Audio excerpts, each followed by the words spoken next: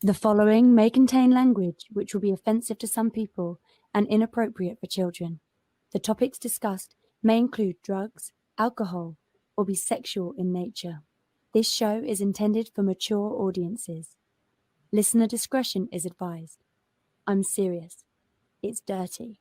Really, really dirty. Still here? Then pour your favorite beverage, sit back, and let's get this fucking show started.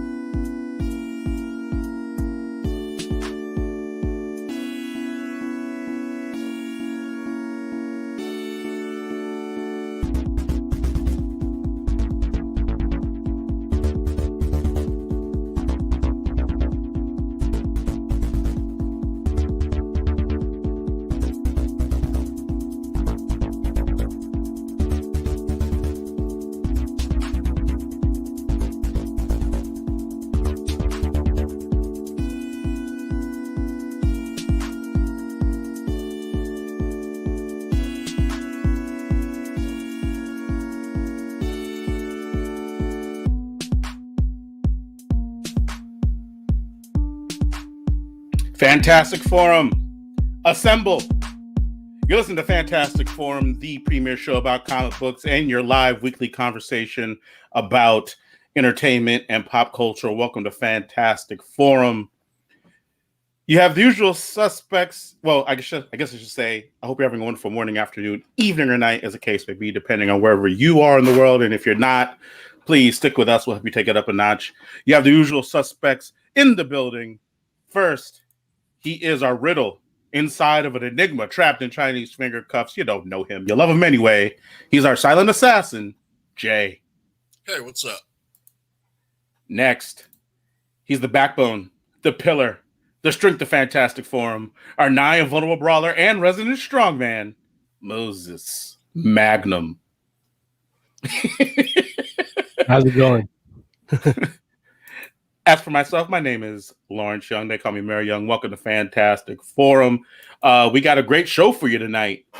We are going to be talking to you all about, we're going to bring you a review of Frank and Fran. I hope I'm saying that right. Did I say that right, Jay? Yeah. Is it volume 1? Yes. Bam! What? I'm on it. I'm hitting on all cylinders. I don't even know what that reference means. Car stuff. Anyway. It's a basketball term. It's a basketball term? Yeah. Sure. I believe it. They got cylinders in the NBA, right? Well, the calf muscle that you use for a jump shot's a cylinder, right? Hey, a cylinder, a piston. Maybe that's why they call that team the Pistons, because of their calves, right? Well, I thought that's a type of horse. Right. It all makes sense to me. It's like you got like Colts and Mustangs and Pistons. Just running through the plains, right? In fields. The Pistons are like incontinent or something. Right. Exactly. It's like on multiple incontinents, like all 7 of them. And Antarctica. See? We look, hey, Mo. Yeah. I feel you, brother. Yeah. That's how Larry and Mo, the original guy, had the falling out by doing that, like, that you just did. Dude, wait, that's such a good reference. I love it. I love it. It's like there's too many levels to that one. Like, I feel like there are people like, what in the hell is he talking about? Yeah. Anyway, then you shouldn't be listening. Like, if you know, you know. Just that simple. We're gonna be talking about Frank and Fran, Volume 1. We're also going to be talking to you about, or bring you a review of, I guess I should say, Color Out of Space, right? Yeah. Color Out of Space. Let me tell you, I pretty much had to do like a solid 2 hours of just kind of like looking at that name over and over again to make sure I said it correctly, because the sentence doesn't make sense to me. and I know they use it in the movie, and it still doesn't make sense to me. So we'll talk more about that later. Yeah. And then How many times did you shit yourself in that? we'll talk about that later. That'll be the rating system. Right. And we're going to bring you, of course, the latest and greatest in comic book news. We also got a heavy metal minute for you today. So we're going to do all that. It's going to be a good time. And on top of that, whatever else it is that you all want to talk about. And we'll tell you how it is you can get down with the show in just a moment. But before all that, we want to make sure that we thank Mr. Scott Rubin, who without him, this show wouldn't be possible. So thank you, Scott. Hope you're doing all right, buddy. Yeah. So I guess at this point, we should go ahead and let the wonderful intern tell the people how it is they can be down with the show. Want to get in on the action? Call Fantastic Forum on Skype and join the fun. Too shy to call in? That's okay. You can join the Discord chat room available at FantasticForum.live. Join the party. You know you want to. I don't know why she sounds so sexy when she says FantasticForum.live. It's like that part in particular. I'm like, It's the branding. I guess that's what it is. Product. That's The what product it is is. synonymous with titillation. Kind of like Look. Victoria's Secret. Right. And I don't even know what titillation means. Like, I don't know like who drinks that milk or what, but Every time she says it, it makes me cover my nipples. I'm just like, oh, I forgot we're on video. That means I got to cover my nipples every Yeah. time now. yeah.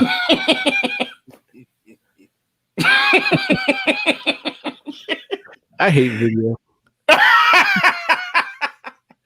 That'll be the best running joke. It's like my camera is all tilted because in the angle that it was, like you could see my junk, but like not my actual junk, just the bulge in my shorts, and I didn't like it. Oh, okay. Listen, man. Listen. So when we don't get monetized, you know why? Mo wouldn't take one for the team and let the ladies see his junk. Well, look, if YouTube sees that and demonetizes, because like, look, there's your moneymaker there. What are you doing on YouTube?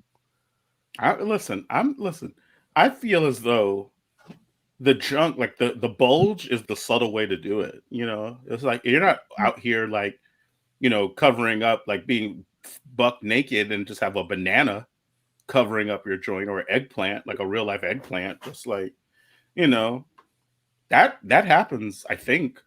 Ask Oz. He was the one telling me about it. It's actually right here.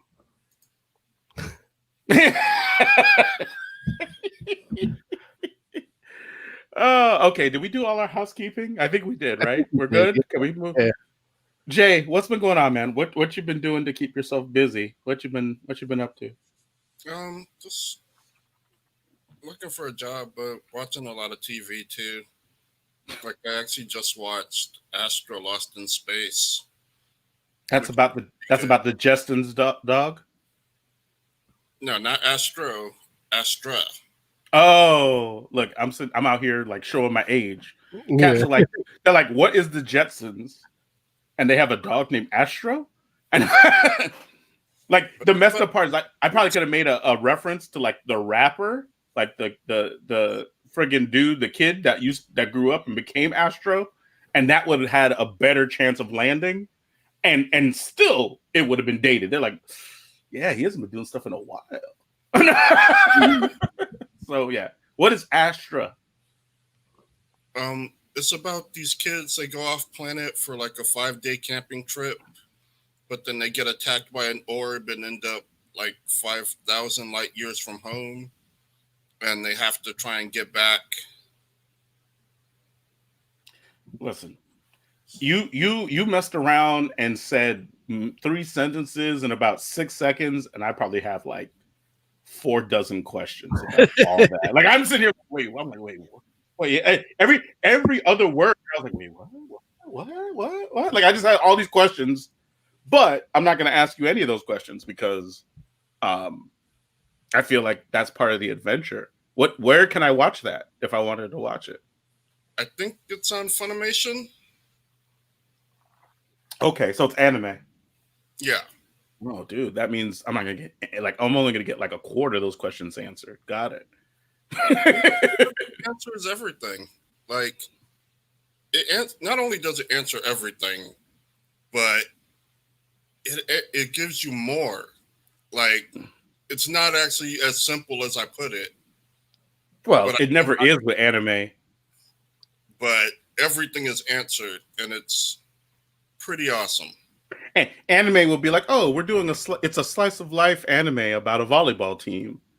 And by the end, you're like, well, why does she have a cybernetic arm? It's like, wait, so so it's never like it's anime. That's the beauty of anime. It's never like just what it seems, and that's okay. That's okay. So but that's interesting. And the full title of it is called what again? Astra Lost in Space. Okay, Astra Lost in Space. Does it take any inspiration from? Well, I mean, I guess other than besides the fact that they're actually lost in space, does it take any inspiration from like the television show Lost in Space? No. Okay, got it. It feels a lot more like that one Stargate Odyssey. Okay, but Stargate Odyssey kind of takes a little bit from like Voyager, right? Right. Which, don't get me wrong, Stargate Odyssey is way better than Voyager, in my opinion. Don't shoot the messenger, my Trekkie friends. I love Trek as much as you love. Well, I love Trek. Yeah, no, I love Trek as much as you love Trek. I just not don't as like much as me. I don't know, man. Listen, I feel like you and Oz, like y'all try to be all elitist with it. All I like is Lower Decks. Oh, well then, never mind. It's just Oz that's elitist with it, but that's on brand for Oz. Oz is elitist about everything. And by saying all I like is Lower Decks is mainly saying that's the one that I watch from beginning to end fully. Lower Decks is amazing. Like the season finale of Lower Decks, I was like, dude, I love this show. Like I had a lot of respect for that show from the beginning. By the time I got to the end of the season, I was just like, this joint is pretty amazing.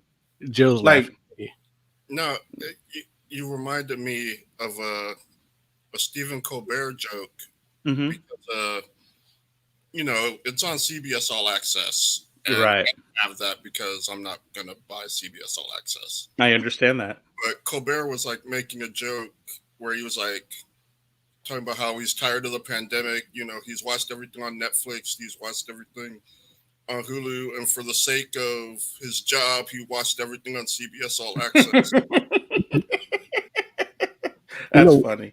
Why Joe? They gave me the Emmy consideration copies for your consideration ones for Lower Decks.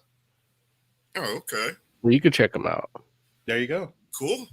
I will say this. At this point, I feel like CBS All Access is worth owning. Really? At this point, I do.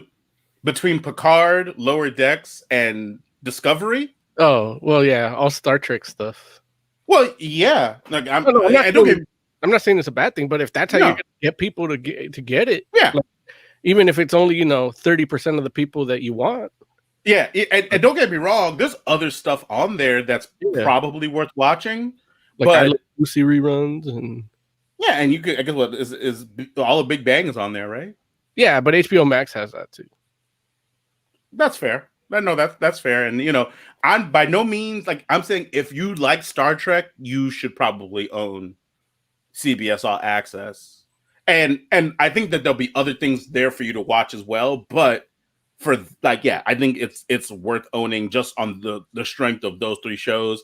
I also heard a rumor that they're thinking about having a Cisco show. And I'm just like, dude, if they make a Cisco show, which, for those that don't know, Benjamin Sisko was the captain from Deep Space Nine. Did you not know that, Mo? No, I thought he was talking about Cisco the rapper, like a reality show. I was gonna go into the thong song. No, I'm glad you didn't do that. I would get CBS All Access for Cisco. For a Drew Hill Cisco TV show. No, Oh, no, for Cisco from Benjamin Cisco. yeah. Like Deep Dude. Space Nine was my joint. Like Dude, I like I love Next Generation. I like Voyager. yeah. So far, loving Upper Decks kind of, but Deep Space Nine was my shit.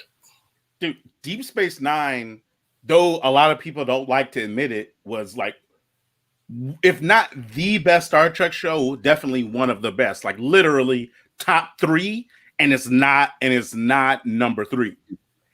You know what I'm saying? Huh? I've only seen one episode of that one, and it wasn't even a full episode. It was just a in between commercial segment. But they were at a bar on the in the ship talking some stuff. I don't even know the context of it. Yeah. But just that conversation between those 3 people was kind of compelling until the commercial came back, and then I changed it and didn't go back. I will tell you, and you know, it's funny because I got to give credit to Von B. Shout out to Von.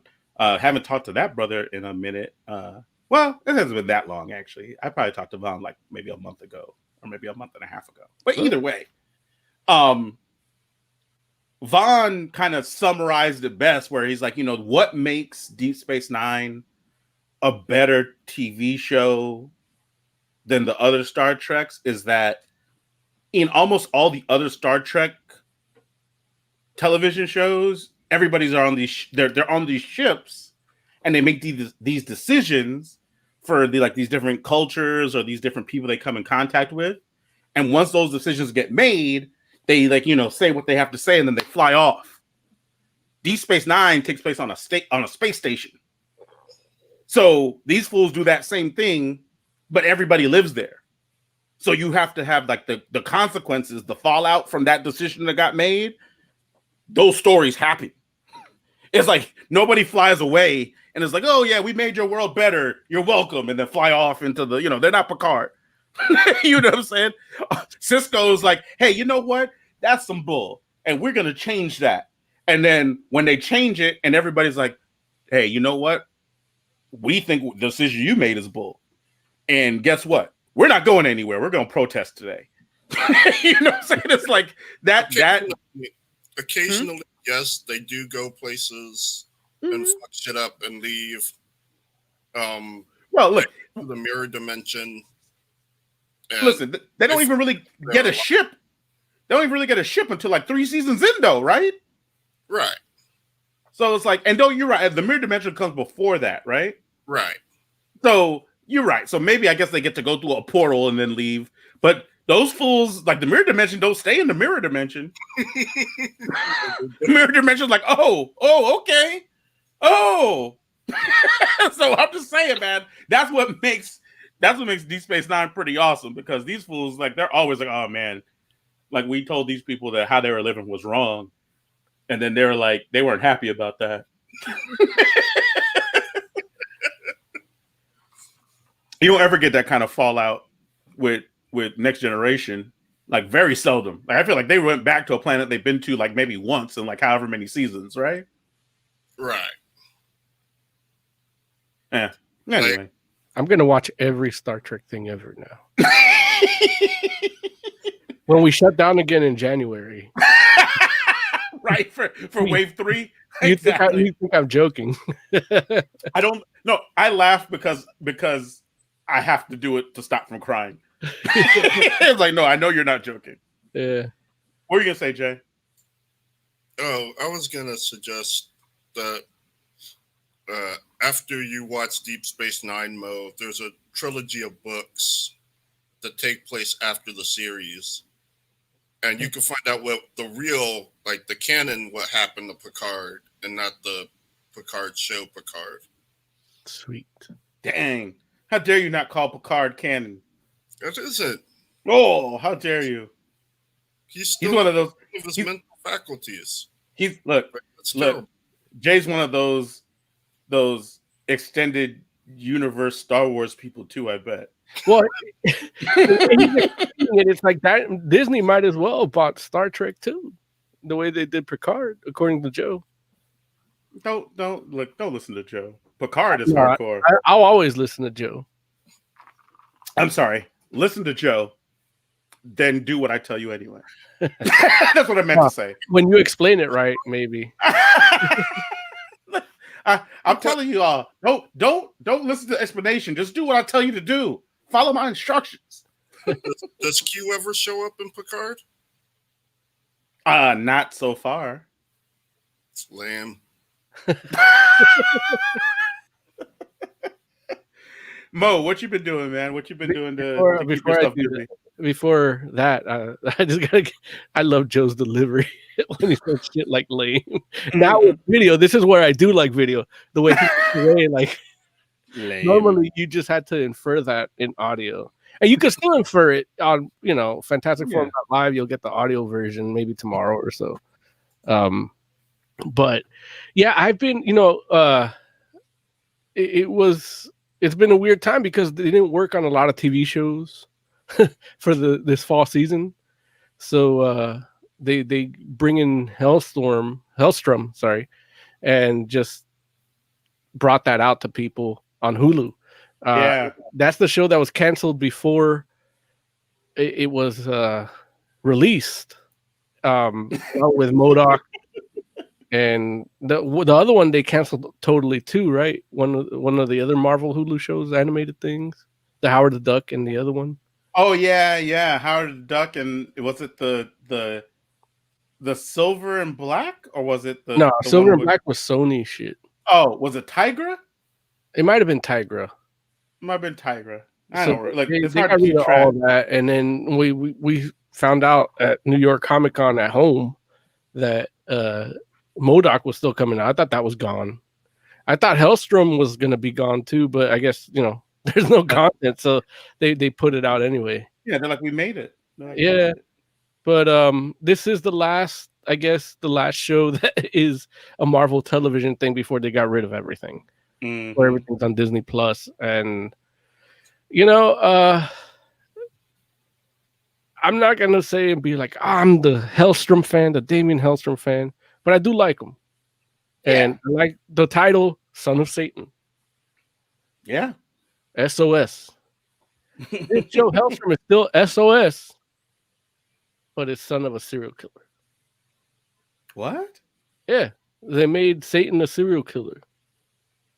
Now, when you say they made Satan a serial killer, does that mean like his father is like a human serial killer, and he does it like? Or wait, okay. So wait, is it Satan?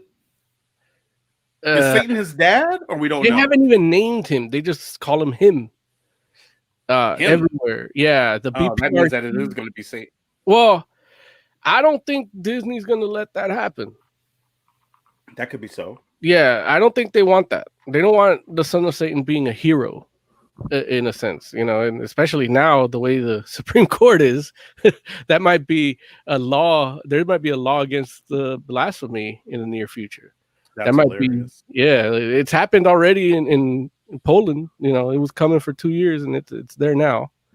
But yeah, so I'm thinking it's going towards Marduk, like he's gonna be the dad, and he's a demon. Well, he's a demon in the pantheon of demons. Mhm. Whether you're Zoroastrianist or Christian or all of that. I don't But, think, I don't think Marduk doesn't rate on the Christian scale of demons. No, there's a Marduk in the Bible. But No, I'm not saying he doesn't exist. yeah. I'm saying like Christians don't spend a lot of time learning demon names, No, and the like, ones that they do know, Marduk isn't one of them. I mean, like, really, like, the best thing that ever happened to Marduk was the metal band named Marduk. Yeah. But in Marvel, they did retcon it to make him Hellstrom, the son of Marduk, a little. Really? When did that Yeah. happen? That happened a while ago, under the I radar. don't know. Yeah, I don't. It happened, when Disney kind of took over. I feel like that's supposed to, like, if that happened, that had to happen in like Doctor Strange somewhere, right? No, there was like, I think there was a Hellstrom Max book Oh well, or something. Yeah, a lot of stuff happened there. I that definitely did not read the Hellstrom Max Yeah, book. yeah. A lot of stuff happened in the Max stuff that carries over, and then they got rid of it. That's where they Mhm. get it. Like just like how the Magneto was right thing with that dude, the star, the cosmic being in the helmet, locked in the helmet. Oh, turned out to be you're talking about Zorn.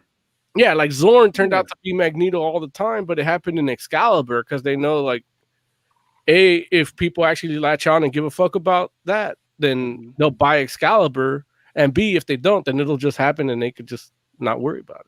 You saying it turned out not to be Magneto? Is what you mean, right? Is that what it was? I don't know. Yeah, like it was actually Magneto at first, but then they Oh, retconned it after the okay, fact. yeah, that's what it was. So Yeah. it happened in Excalibur because nobody gives a shit about Excalibur. Yeah, I can see Other it. than I can Joe, see but it. he still didn't read that issue. Well, yeah. Lame. Excalibur is like a main X book right now. Yeah, I know. Fifth Dream in chat loves it. Like he's reviewing. Oh, really? Yeah, he reviews every issue he gets on Twitter. What? Of Excalibur? Yeah, I didn't know that. yeah. Well, Look, of not X books, like he's really on the X books, but that Excalibur because whatchamacallit? Psylocke is on there right now, right? well, listen. X-Men is wild right now because Yeah. technically Psylocke and Betsy Braddock are two different people right Okay. now. So he's a really big Betsy fan. Yeah, so Betsy Braddock is in Excalibur, and she's actually Captain Britain right now. Okay, yeah, he's loving that. Yeah, and whatchamacallit's in it too, Jay. Jubilee is in Excalibur, which I've mentioned to you before. But I actually own every issue of Excalibur. I just haven't gotten around to reading them yet. that's how much Jay loves Jubilee. Right. I'm not mad at you. I did tell him that Jubilee was in that book, and so he bought every issue and hasn't read it. That's fair. Well, it's in the middle of this Ten of Swords crossover joint, so Right. you're not gonna know what's happening with those issues because it's taking like the old school X-Men kind of deal where like each X book is like one chapter in the overall story. But you should still buy it anyway. But yeah, so in Hellstrom, Mhm. he's a serial killer, and somehow they don't even like. The thing is, a serial killer thing is just a description. So Mhm. right, before I even hit play on Hulu, I see the description, and it says Hellstrom, son of a serial killer, and Anna, his sister, Mhm. because Disney. No. I mean, Hellstrom has a sister. Her name is not Anna. Is it not?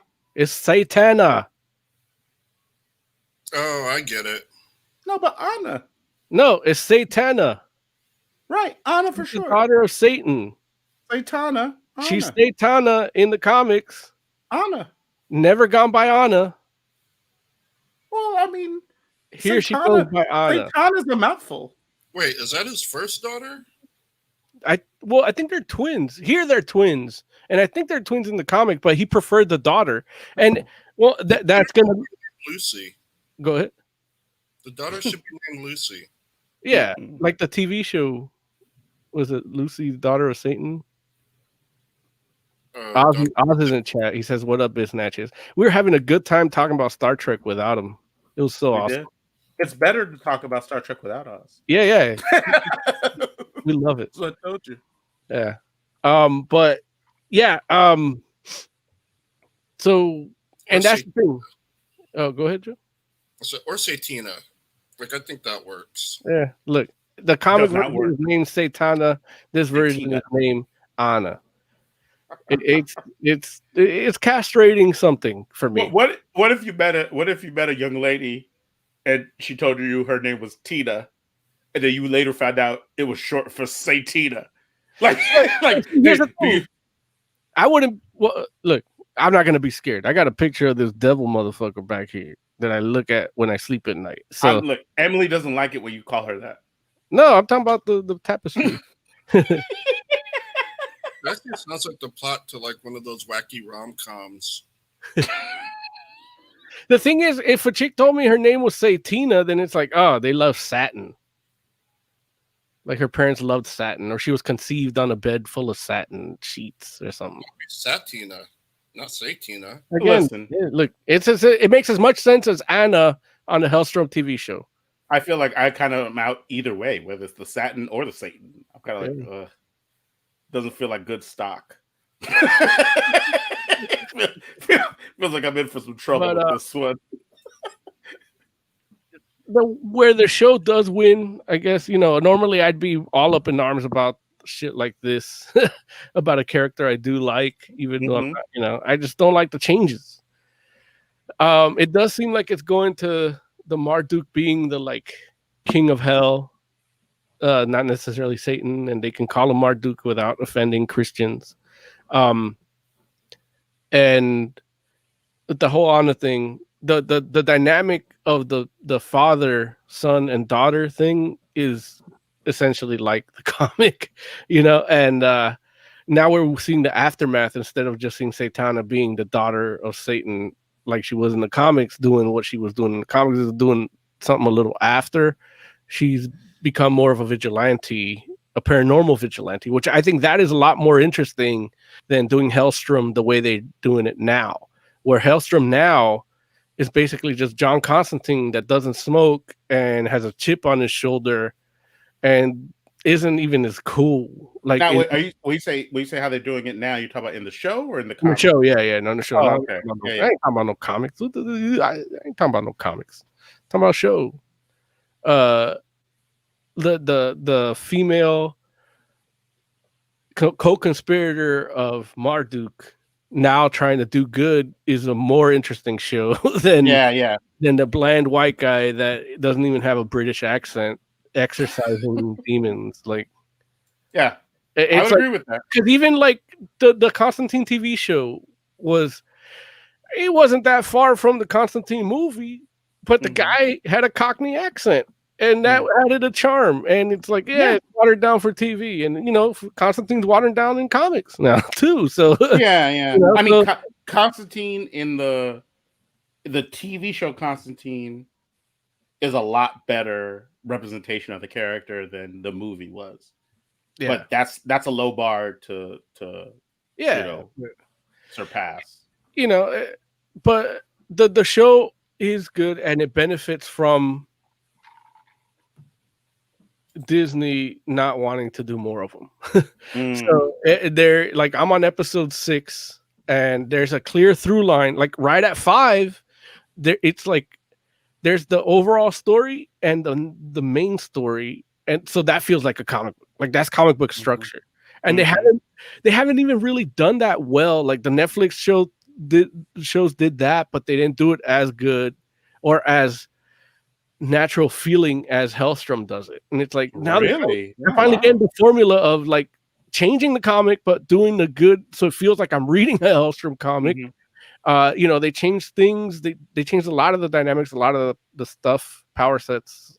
Power sets they didn't really change too much, but they changed the Hellstrom comics were him fighting demons hand to hand and shit. Casting spells, and here he's helping kids and swindlers that are supposedly possessed. It's not for me, but I do like Satana, Anna. I'm like, that would have been a better show. Just get rid of the Hellstrom. Like, this guy sucks. It's really interesting because it's like, looking at what I've seen, it totally does look like it's trying to, like, it looks like it's highly influenced by the whole Constantine like mass media thing. Right. And I know that, being a person that reads Marvel comics, and, I read enough Marvel comics that I read Hellstrom like in other stuff periodically. I'm not the dude, like, I'm not a Hellstrom fan enough to be like, oh, I need to read whatever book he's in. But I read enough Marvel books that he pops up. Like he was an Avenger for a moment in time. Right. And like, Doctor Strange, he'll pop up. And at no point do I ever feel like in the comics, like, oh, like Hellstrom is basically Marvel's Constantine. Yeah. It's like, if that's just not who he is. Yeah. And so it'll be interesting to watch this and kind of see if they take any inspiration from the comics and where Hellstrom's at. I mean, they take At just all. in the way the characters are and their relationships to each other and their relationships to their father and their mother. And ultimately, that's the stuff that kind of makes them the character. So it kind of works here. Mhm. I just wish I would have actually seen. We're going to talk about Color Out of Space later. Yeah. Like, you look at something like Color Out of Space and the way that looks, and the adversary is there, the way that look, and the dynamics of with the hero. Like, that's the stuff I'm used to for your, Doctor Strange's Yeah. and Hellstrom's and even I mean- Constantine's. But Yeah. But it's just like That's what I'm Hellstrom, just like out the gate, like 90% of the appearances that I've seen Hellstrom, mhm, he doesn't wear a shirt. right, and he's got His a hair, big pentagram. his hair's on fire. Yeah, And yeah, he has a giant pentagram that's basically like, it looks like it's tattooed on his chest, yeah, and out of fire. yeah. Out of fire, No. like it looks like it's fire. And so I'm just like, Now here he has the pentagram, shut up. Does and he it is really? burning, but it's a burning sensation, like he's scratching. Oh no. Now the pentagram, Emily told me that it's there. I happen to be taking a shit, and when I came out, I saw him itching. He's like, why? It's like he's got a pentagram in his head. She's like, yeah, they showed it earlier, but I think they even just showed just one corner or something. Yeah. They didn't show the full pentagram. It's like he's Like, you never go full pentagram. yeah. Which is, it's sad. They'll show one of each corner at a Yeah. time. That So you can it infer. burns, but it just itches. Like he's got chlamydia of the chest. This fool has an infernal venereal disease. Yeah. Oh, But- that's funny, man. That's interesting, though. Yeah. But that's the world we live in, where this shit should be making me angry, but it doesn't. And Well, listen, it's gone already, right? it's gone before it came out, and Right, like this is literally like an after image. It's still, I can appreciate it as a good show only because it's gone. It's gone Like, already. Yeah, it's maybe Disney will be like, you know what? We're gonna show that Moses Magnum. We're gonna make a good Hellstrom on FX Plus or something. FX you know? Plus. Yeah, like we'll get and they could use this cast. This cast is good. The two Satana and Damien, like they're good. I can see them being the comic people. They look different, but their acting ability, I think, could pull it off good. Okay. I still don't know who's playing Marduk, but we'll see. Then I started thinking about Ghost Rider a lot. Yeah. Where like if you try too much to make it like the comic, they could do it wrong and it could just feel like the first Ghost Rider. Yeah, like the movie. right? The movie, yeah. Mhm. I mean, no, I'm not talking about Agents of Shield Ghost Rider, but I mean, Yeah. Agents of S.H.I.E.L.D. Ghost Rider was the TV show they were going to make. yeah, but it wasn't a good. I don't think know. it would have been good. Yeah, of course you do. That guy was good. He was. He was so good. He made you say, "Oh boy." Oh boy, you. Oh, you son of a bitch. Yeah, look, you love that. You love him, but nah. The shit that made him the best was what Spirit of Vengeance he had, and they totally got rid of all that on Agents of Shield. That was his coolest thing. Yeah, that was his fucking balls, and they just castrated him for Disney TV. Look, you can't even say it verbally. You're like, yeah, you're kind of right, but No. won't say it verbally. I think he's fine the way he is, and I like that it's different only because I think it leaves it open. Oh boy, for a Johnny Blaze or Danny Ketch. Well, the comic does that too. The comic does what too? It leaves it open for a Danny Ketch or a Johnny Blaze. Okay. And it gives him a bigger edge, a better edge. Get the Robbie Reyes. I mean, I that sounds like we're agreeing. No, the TV took that edge. The TV version. I don't know. The spirit of Maybe. vengeance that he had in the comics was his uncle that actually killed his mother, using him to exact revenge instead of just haunting the people that killed him. Mm-hmm. So he's the guy he hated, and he was possessed by the guy he hated, and he had this power from the guy he hated. And there's a whole dynamic of that Ghost Rider and the way he deals with things because of that. Yeah. In that book, and you don't get that from the TV version. Are you sure? You don't. Are you sure? Yeah, I'm sure. That's what I said. Well, look, Oz isn't known to explain things wrong. maybe you shouldn't be listening to Oz.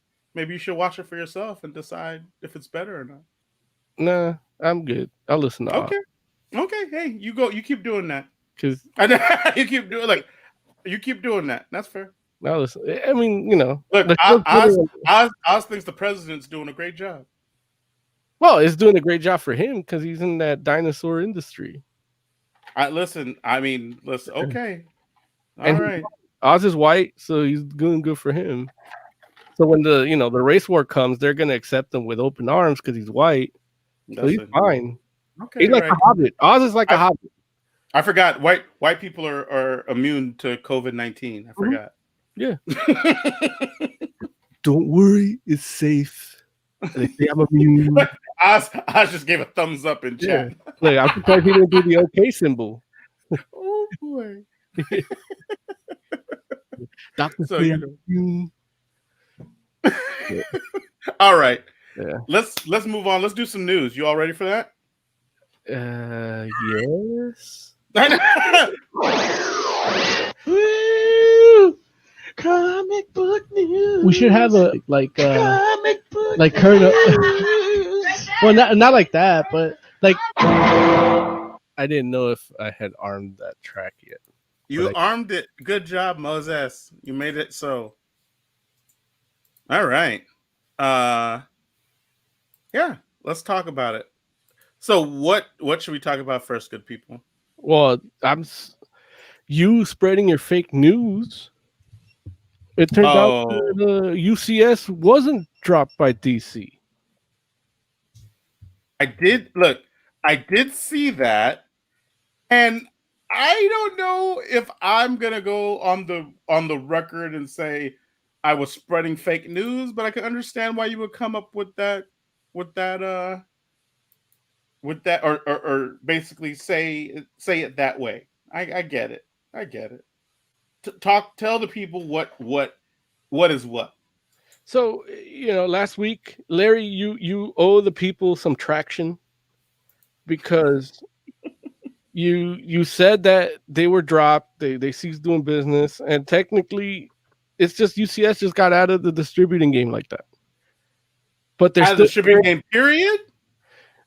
Well, I heard that they just didn't want to do with DC, which I'm like, Yeah. what's that mean? Yeah. But there was also the thing where they're still dealing with DC a lot. Like they're doing a lot of. Where is this article?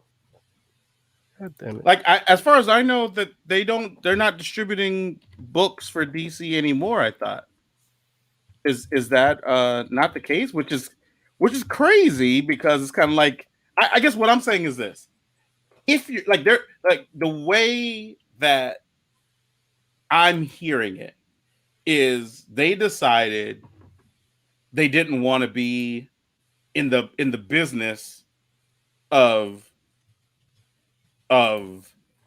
basically distributing DC Comics books, which if you're going to be in the distribution business, because it'd be different if they just shut their doors and they're like, oh, we decide we're not going to distribute books, period. But the way that I read it was they still are in the distribution business, but they don't want to distribute DC Comics anymore. And I'm just like, okay, well, the top comic book the top comic book publishers are Marvel and DC. You don't have Marvel, you're getting rid of DC. It's like, well, then it sounds to me like you don't want to distribute comics anymore. But they're not saying that though. They're saying like, no, we still got other stuff. And I'm like, well, who, why would somebody get your other stuff? And so that's what I'm not quite understanding. But at the same time, like, you know, here's the other side of things. I went to Jeffries today, and Jeffries had 0 DC Comics because Lunar decided that Jeffries didn't pay their bills, so they weren't going to send them any comics. Then realized that they made a mistake, and instead of like rushing their comics out to them, they're like, "Well, we'll send them to you next week." So that sounds like some Diamond shit. well, I guess, but Yeah. I don't know if Diamond does that or not. Well, but I back in the day, I had the same problem with them, but and that's how it went down. But it's like, yeah, if DC's leaving Diamond, like it should be for not the same old shit. right. Well, yeah, exactly. What I'm saying more than anything is it's one thing if you had, well, and I guess Lunar technically has a monopoly at this point. They're the only place you can get like DC's like monthly books from. So I guess they can pull whatever they want to pull, I guess. But I'm just like, that's messed up. And that being like the only place people I guess anybody can get comics from. It's like, well, like, yeah, like you said, might as well just stick with Diamond if that's what's going to happen. Yeah. So I don't know what UCS is trying to do. According to some of the documents circulating around the internet, UCS is still selling 2 to 3 to 4 times more DC Comics than Lunar. Yeah, which I mean, it's Midtown. Yeah. So, I mean, it makes sense. And I get that, Midtown's like, hey, we can still meet your needs, but it's like they're acting as though people wanted to be doing business with them. It's like no one wanted to do business with you. Like people had to do business with you because you were the only place to get a particular product that people wanted. Now, if you're not the place to get that, then why would people be getting anything from you that they can get someplace else? Like, it doesn't make sense to me. And I keep looking for the story, and I talk to my contacts and my distributor, like my retailer friends, like, what's the part of the story that I'm missing? And nobody can tell me, or at least no one has as of yet. Like, I'm sure there must be another part to the story that I'm just not. I'm missing. I feel like it has to be, right. It might be some shit that'll be coming out. What is it? Oh, some of the people here in the comments section say my local comics shop switched from UCS to Lunar in September, and even now the shipments have been slow and inconsistent, so much so that the local comic shop has stopped showcasing and promoting new DC products. My guess is that Lunar will not be able to handle the increase in distribution, even with getting the B fee. And that's the other part of the thing, right? Where the other part of the story is, because like what you just mentioned in regards to like, oh, UCS was selling this much more DC books than Lunar. People are like, does Lunar even have the infrastructure to like handle all the DC orders? And people are like, we don't think so. And it's like, at this point, Lunar hasn't even taken over the DC orders yet. And yet, like at Jeffries, they're not getting it right. So it's kind of like, okay, well, what happens when they get slammed with all this extra product that they're supposed to be supplying to people on the other side of the country that they weren't even servicing before? It's like, it's gonna fall apart. It's all gonna fall apart. So I don't know what's gonna happen. I guess DC is gonna have to like come with their hat in hand to Diamond, like, hey man, so can you all take us back? Or go all digital. Oh my god. How sad would that be? I'm the only way you can get a Superman comic is digitally. Like that'd be sad, right? I'm down. Wait, what did you say, Jay? So I'm good with it. Oh man, but look, listen. The two of you right now, like, look, I wish Oz was here. That's where you all have made me. I wish Oz was here, because Oz would not say that. Oz as much as he doesn't have any issue with digital comics per se, would be like, no, like if you wanted a physical copy of Superman, you should be able to get it. Well, Oz Just on GP. he gets both, but yeah, the thing is, ultimately, it's more convenient. I love going to the shop every week when I do get to go more than 1 week straight, and it's just, I like it, but it ultimately is the convenience. Like I like tacos, but I'll eat a taco from 7-Eleven if I have to because it's convenient, and I'll pay extra for a shitty taco. No, you won't. Like, no, you won't. You're talking nonsense right now. You're not eating no tacos from 7-Eleven. I mean, 7-Eleven built an empire based on convenience. Yeah, but not like a hot dog is one thing. A taco is so like a taco. Like, no, man, you can find a better taco somewhere else, and that's where we're at with this whole thing. Diamond is your better taco someplace else. Fantastic Forum, the better taco. Mo, I want to kind of expound on your digital comics being convenient by going to chat and saying, Tiger Claw in chat says, any of you guys get the first issue of TMNT, The Last Ronin? Haven't read it yet, but I think it's a book you guys may be interested in. I'm in. And thanks to digital comics, I just bought it. Yeah. Like, that's convenient. During the show, right? The show, yeah. Yeah. Like, I just bought it during the show after Tiger Claw said that. And after the show, I can read it. Yeah. Like, that's convenient. Look, by tomorrow afternoon, there's going to be a YouTube video, Fantastic Four one shot of Joe reviewing it because it's convenient. That's that bull. Look, and don't get me wrong. Here's the thing. And you know, understand, I get that maybe my view of it is a little different in the sense that I appreciate the fact that you can read that book right after the show, and or during if you get boring. Oh Jesus! Right. Listen, or if we're still good, you know, Jay, he just got that. He's like, hey, you know what? Maybe like he's like that. It sounds entertaining, but I don't want to talk about that. So how about this last road? You know, like, but what I'm saying is, you're gonna read that book because, from what I hear, it's a great book, and there's gonna be a part of you that's like, oh, you know what? I should just go out and buy this. And you will, and that's great. Like, it's good that you can buy it digitally and buy it physically if you want it. And that's all I'm really saying is I'm not saying you shouldn't be able to buy it digitally.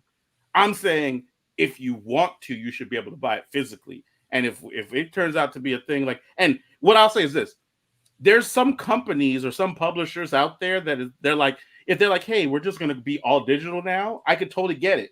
Because publishing physical books is expensive, and I can't knock anybody for saying, you know what, this joint, like, it's tough for us. We can't do this because we don't have the customer base to justify us putting these books out physically month in and month out. I totally get that. Like Image, which is, you know, like we talked like just a week or 2 weeks ago about Image. Image had the best year it's ever had so far in 2020. Even if Image Comics was like, we're not going to do physical books anymore, we're only going to do digital, I don't know that I can look at Image and be like, you all shouldn't do that. But DC needs to make physical books because the most popular superheroes in the world belong to DC Comics. And if they can't make physical books, then it's like, it's not because, well, let me put it like this. If they feel like if they feel like publishing physical books is a detriment, somebody there is not doing their job properly. I don't know who it is. I don't know if it's the editor-in-chief. Well, I guess you have to ultimately blame the editor-in-chief, but whether you want to be like, oh, the marketing people just aren't doing their thing right. I don't know who you want to say. You can say whoever it is, but somebody's not doing their job right, because there are more people at this point that probably have like Superman t-shirts than actually buying Superman comic books. And at the very least, it should be like half. You know what I'm saying? Like if half the people No, that that's always been the case. well, but half though. Like if a person if half the like I'm not saying obviously Superman's super popular and popular for reasons beyond comics. I get it now. Or I get that aspect now. But you should be able to convince at least half of the people that own a Superman t-shirt, or even a quarter of the people that own a Superman t-shirt, to be able to buy a comic. And I don't feel like that's an unrealistic goal. It's like, just figure out what it is. Like they obviously like the character, right? So what is it that you need to do to appeal to them? So, I don't know. Because they have the shirt doesn't mean they like the character. No, that's not true. I mean, they like the character enough to buy a Like, shirt. right, like and what I'm saying, I'm not saying all of them. I agree with you on that, Jay. Like, you're right. Like, Yeah, that's all I'm saying. well, but a quarter of them do. A quarter of the people that buy Superman shirts should want comics. Well, Not all of them.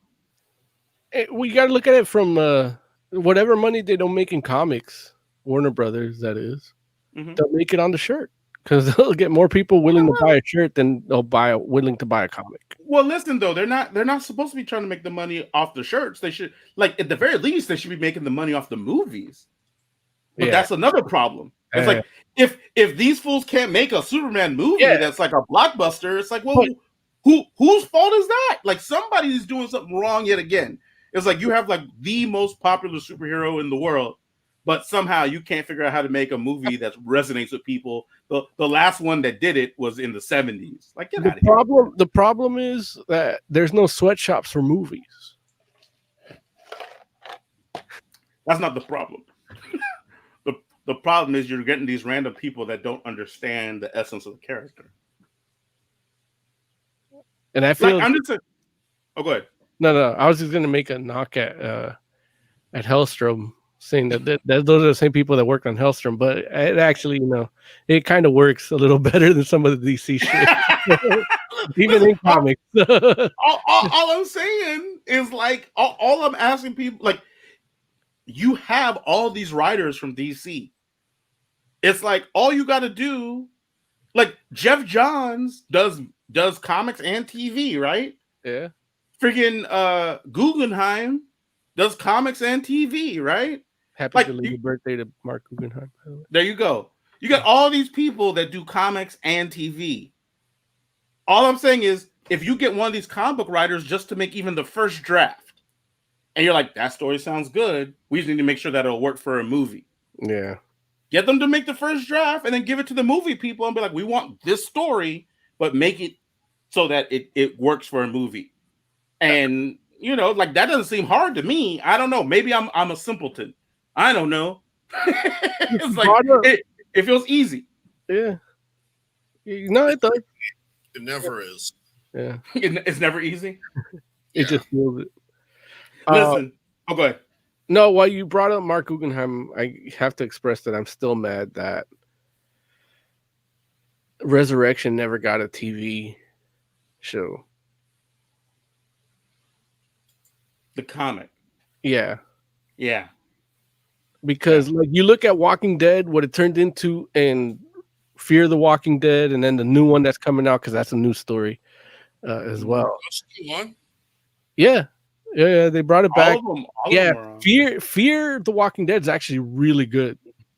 The new one, is it Beyond? Yeah, Beyond is the one that happened, but that format that they're doing, making hand over fist, like, that was actually designed in Resurrection, the comic.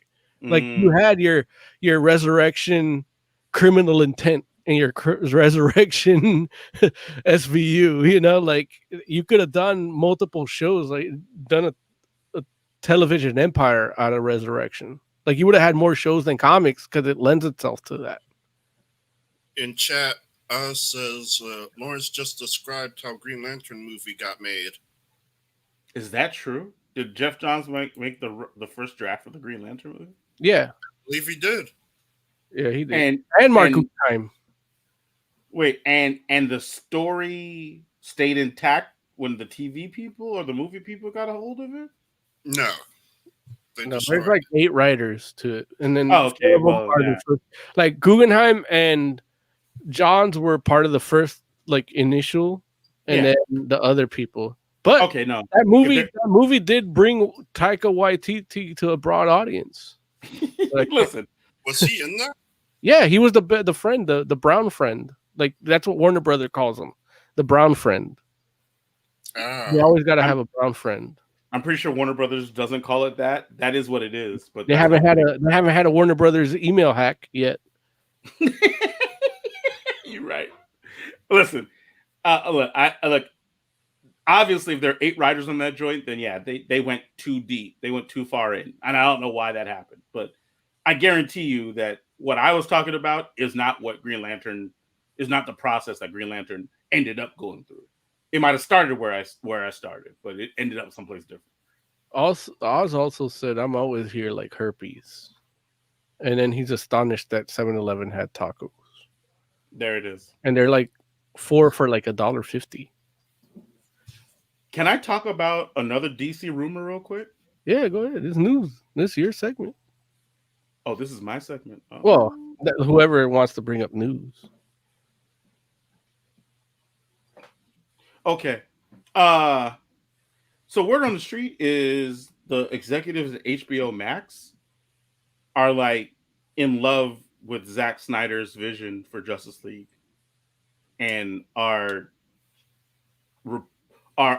supposedly, allegedly doing a Justice League 2 already. And Justice League 2 is going to be another like 4-hour episodic series, just like how Justice League is ending up being. Which that's blowing my mind that that's even a thing that's happening.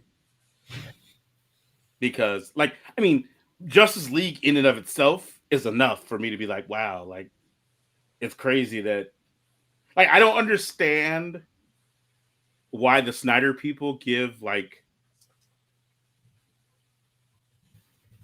why they give him so much credit for, like, I'm just like, you know, go get like I like some of the stuff that Zack Snyder has done in the past. Mm-hmm.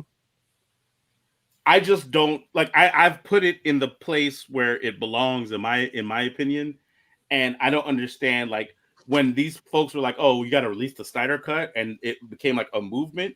I don't know what Zack Snyder has done for people to engender that sort of loyalty, because nothing he's made has been that good that you're like, oh, we need his vision, in my opinion. Like, Zack Snyder is great with, or maybe not even great. He's good when it comes to like adapting something and making it look good for movies. Like, you know, whether you're talking about like Watchmen or 300 or something like that. Or the Guardians of Guahu. Is that the Owl movie? Yeah, Did he do that? yeah. Oh, yeah. No, I like that. Yeah. You absolutely. didn't like Sucker Punch? No, I do like Sucker Punch, but Sucker Punch from a story perspective is a mess. From a visual perspective, it's I mean, I was fantastic. high, so I don't know.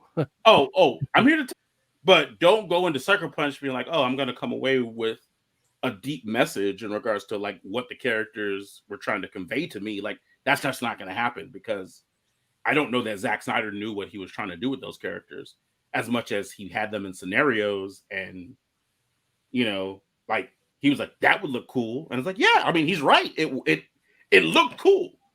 There's no substance there. That's weird. I remember it being pretty coherent. Well, I mean, tell me what Sucker Punch is about.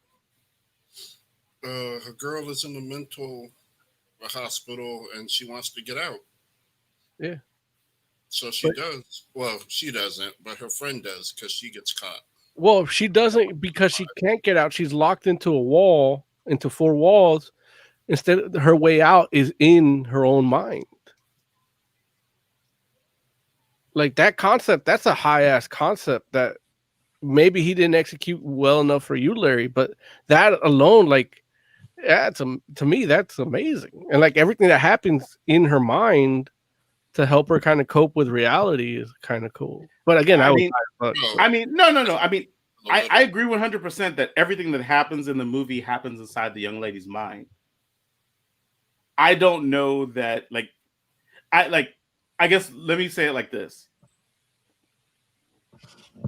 You very well might be giving the narrative more credit than Snyder intended. I know I am, because it took that one Coldplay album to make sense of that movie. Because I knew that's what the movie was about, but the story in that I don't even know the name of it. I just heard one song from it on the radio, but it really encapsulated what that movie is. It's a similar concept, similar thing, and I'm like, that made me understand that movie a lot better after the fact. Yeah, I mean, there's a lot of fan theories that are like, this is what it is. Man. I'm just saying that I don't know that that's supported by what you see on the screen, but I could be wrong. Either way, he still made all those terrible DC movies. Yeah, but that's, I mean, whether and it's like, I mean, you can tell me or you can try to convince me that those movies aren't terrible, but I disagree. I think Snyder benefits a lot from Trump's America. Absolutely. It feels just like that. Where it's just there is a Venn diagram where like he can be for these things and like these movies, and then be the biggest DC fan when it comes to Snyder, and you hit that checklist of like loving Fast and Furious, loving sports, loving thinking Trump and believing in the LGBTQ and all. I didn't realize like how huge the contingent of people are that genuinely feel that the Justice League movie that got released in theaters wasn't good, and that's Joss Whedon's fault. Right. And I'm like, Joss Whedon? The dude that gave us Firefly and Buffy and Avengers? Like, this guy? X-Men? Huh? Astonishing X-Men? Right. This guy is the dude that gave you the bad, like, the reason Justice League failed is because of him? Like, everything that he's done on his own has been great. Like, everything that Zack Snyder has done on his own is questionable, in my opinion. I'm just saying, like, like what story has Zack Snyder wrote that you're like on his own, like not an adaptation, but on his own, that you're like, man, Zack Snyder killed that narrative. I don't think there is anything. So I don't know, man. But it definitely is. It feels like one of those things where it's like, yeah, up is down and right is left. Because cats are like, Zack Snyder, for whatever reason, deserves like credit for stuff that he hasn't actually done. Right. And meanwhile, there are other people out here that are like really talented. I know a dude that literally like he says, I can't vote for Trump because he won't denounce white supremacy, but I can't vote for Biden because he can't denounce Antifa. And it's like technically we're all anti-fascists. Like, you know what I mean? I'm like Antifa's not like a thing. Yeah. And white supremacists like has been a thing for years. Like, I mean, you get to choose what faction of white supremacy that you want to denounce. Right, depending on what the dues are, or which one we want to be a part of, depending on their union benefits. Right.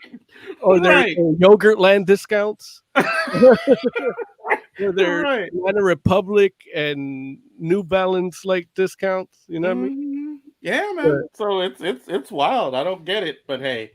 That guy loves Snyder. He hates Joss Whedon. Loves Snyder.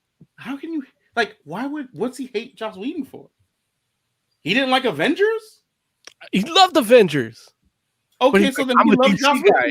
But he's like, I'm a DC guy. I'm like, well, look. So what did Joss Whedon do to him to make him be like, oh, I'm not a fan of Joss Whedon though? Honestly, this guy might think like all the abuse things that came out which I still maintain may be largely false, of Joss Whedon. Like the Ray Park stuff? Yeah. No, Okay. no. Before that, like his ex-wife doing it, Oh, okay. like all that stuff. I think if I actually told him that, he might be for Joss Whedon. He would be for Joss Whedon because he Yeah. abuses his wife? He's like, I can get behind this guy. He Hmm. speaks to me. He likes me. Yeah. Like, I think he'd be like that. Oh, I don't know what that means, but okay. Yeah. No, that's the type of dude that dude is. Oh, jeez. That's not fun. Yeah, it's not. But yeah. Yeah. So, What else is in the news? this is a little out of our wheelhouse, but Mick Foley lost 50,000 followers in one night for criticizing Trump. Really? Yeah. What did he say about Trump? He said that he suggested that maybe there should be witnesses at the trial. At what trial? I believe he's talking about the impeachment trial. Oh, but like from before? Or Yeah. wait, did he say that recently? Yes. He said there should have been witnesses at the impeachment trial. What made Mick Foley decide to step out on that branch all of a sudden? Like, I mean, don't get me wrong. I'm not saying he's wrong. I'm just like, it was like, brother, you like, why are you endangering your livelihood? Like for something that's 6 months overdue. Like, it's like impeachment's over. He should have just been like, go vote. And kept his followers. Go vote. Oh, jeez, Well, man. I don't. Oh, that's wild. I guess that's not the only thing he says. Mm-hmm. That was like the main thing where people got pissed off. But Oh, wow. he also went on to describe Trump as heartless, a jerk, a douchebag, and a person of indescribable cruelty. Oh, wow. I mean, I'm not saying that any of that's untrue. Yeah. but again, like, okay, well, hey, I mean, okay. Now, look, yeah, I mean, I don't know what to say. I don't know what to Leave say. it to Mick Foley to do it in character, because that's something mankind would do. Like do it all late and still make the sense, but just late, and it doesn't really affect the outcome of WrestleMania. Yeah, I guess you're right. So, And I guess the good news in all of this is he does note that him and Vince McMahon have disagreed on politics for years, so it won't affect his actual career or anything. right. Well, Yeah. but I mean, wait, is he still in the WWE? He does stuff with them still. Occasionally, yeah. Wow. More rights for them now. He writes for them, and I think he'll eventually do something like the manager, like the Jimmy Hart kind of role. Oh, okay. Yeah. Or Bobby Yeah. Heenan. Yeah. Yeah. Interesting. Okay. Also, and I don't have the story in front of me, so Take it with a grain of salt. right. But apparently, Warner Brothers Animation is going to be taking over the curation of all the kid-friendly content on HBO Max. Really? At HBO Max. I don't know if they were unhappy with them or they just didn't want to do it anymore. But WB Animation is going to be taking over for them. Now, Joe, as somebody who likes HBO Max's animation slate and a lot of what they've been doing, how do you feel about that? Honestly, I would rather them be independent, or I would rather them do it in-house, but at the same time, it's not like they're super outside of WB animation. I mean, Right. half of the shit, like with the exception of the Crunchyroll collection, Yeah. and the Disney stuff, Yeah, and the Miyazaki stuff. right? Like, it is all WB animation. Right. So, Because even like Infinity Train was that. What's mhm, the other one with the sitcom with the married couple the sitcom, The Married Couple. with the little girl? I don't know what you're talking The about. guy, the regular show guy that did Oh, it right, out there. out there. Yeah, I don't know what that I mean, I'm sorry, not out there. Close enough. close enough. Yeah, you were close enough. is. Larry knows what it is, but It does sound more familiar when you say close enough, but you probably I'm didn't. still not. Quintel, I don't think it's what. Yeah. JG Quintel, Yeah, I'm still kind of not 100% on the it. guys so. that do regular show. Yeah, no, I get that aspect, but forgive me. I don't remember. You did watch it, or no, you didn't watch it. Yeah, he didn't watch it. You were having issues still at the time. Yeah. There you go. Yeah, Look, that's I Spectrum don't- Business. I don't like how that makes me sound like I had like some sort of mental breakdown. Like, No, it was when we're trying to you're make. having issues at the time. It's like there's nothing wrong with having a mental breakdown, but I don't think I had one, so I don't know that I appreciate the way you made that sound. You just didn't know that you had to you had HBO Max already. Real Right, quick, but yeah. in chat, Pinball Wiz says another JL movie. Isn't COVID enough? Good job, Pinball. I Good like job. the name too. Yeah, Pinball Wiz. It reminds me of the Who. Okay. Listen. I don't know enough about the Who to know why that should. Right. Well, one of their best songs is Pinball Wizard. No, well, there you go. In other news, Mm-hmm.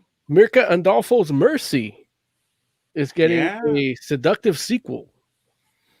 Merciless. I did see that. And, That. That's gonna be cool. Now I really have to finish Mercy. I'm so happy for that. Yeah. I've been loving Mercy. Yeah. So we got some. Like, the story is really good. The art is gorgeous, but the story is really good. Yeah. And the characters, like, everything is moving together. It's good. If you're not reading it and you're into gothic horror, you should definitely be reading it. Like, if you like The Color Out of Space, you should definitely be reading Mercy. Yeah. That's good. Was going to be my segue if we didn't have news stories, because it is there's a through line there, but it will be in comic shops in late 2021, which is roughly what, a year and a half or two since it was here. Mercy came to the U.S. Yeah, I think so. because it was in November in Italy, in Europe, and then like in March here, but then COVID stopped it. Yeah. So, yeah. We should talk about the Batwoman images. Oh yeah. I gotta, yeah. I'm not. I mean, it looks cool, but I wish it's. I feel it's a missed opportunity to like kind of redesign it and do something different. You know, because it is a character that's not in the comic, and they have this opportunity to just essentially give you a whole different show with the same feel and really kind of take the chances instead of just changing the comic book, you know? Like, You're thinking like Babs Tarr should have designed the costume? Well, yeah.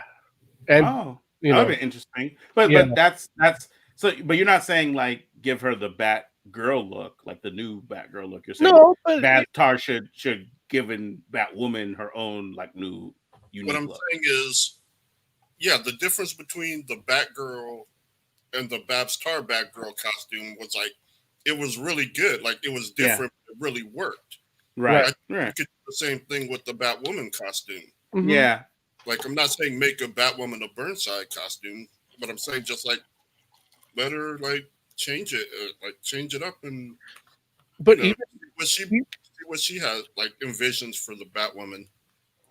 even the like the I don't know what the show is yet, but like the tone of the show could be different. Like they literally could just do a whole new show that's still Batwoman and take some chances, do something different.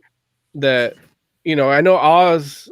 He would always say like, yeah, you can change the actress all you want, but the writing's still shit. Yeah. And this is a good opportunity. This just essentially like the when we saw the preview images of the other Batwoman, like this is even this almost the same background. Like you're doing the same shit again. Like, and it's fine. Like it looks good, but it is a missed opportunity for a show to really like, you're always trying to take chances, ruining Elongated Man and Plastic Man on the Flash, but then you do this.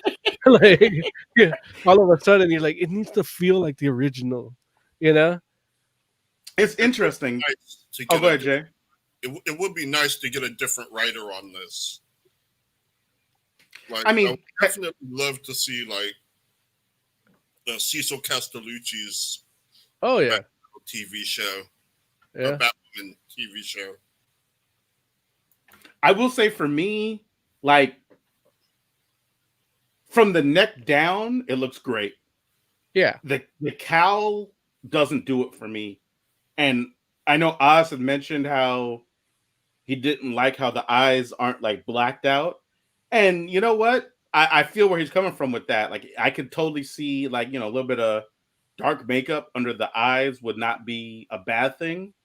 And then also too, I feel like while the hair looks better than it did when you had Ruby Rose, like I'm still not feeling this hair either. Like it makes more sense.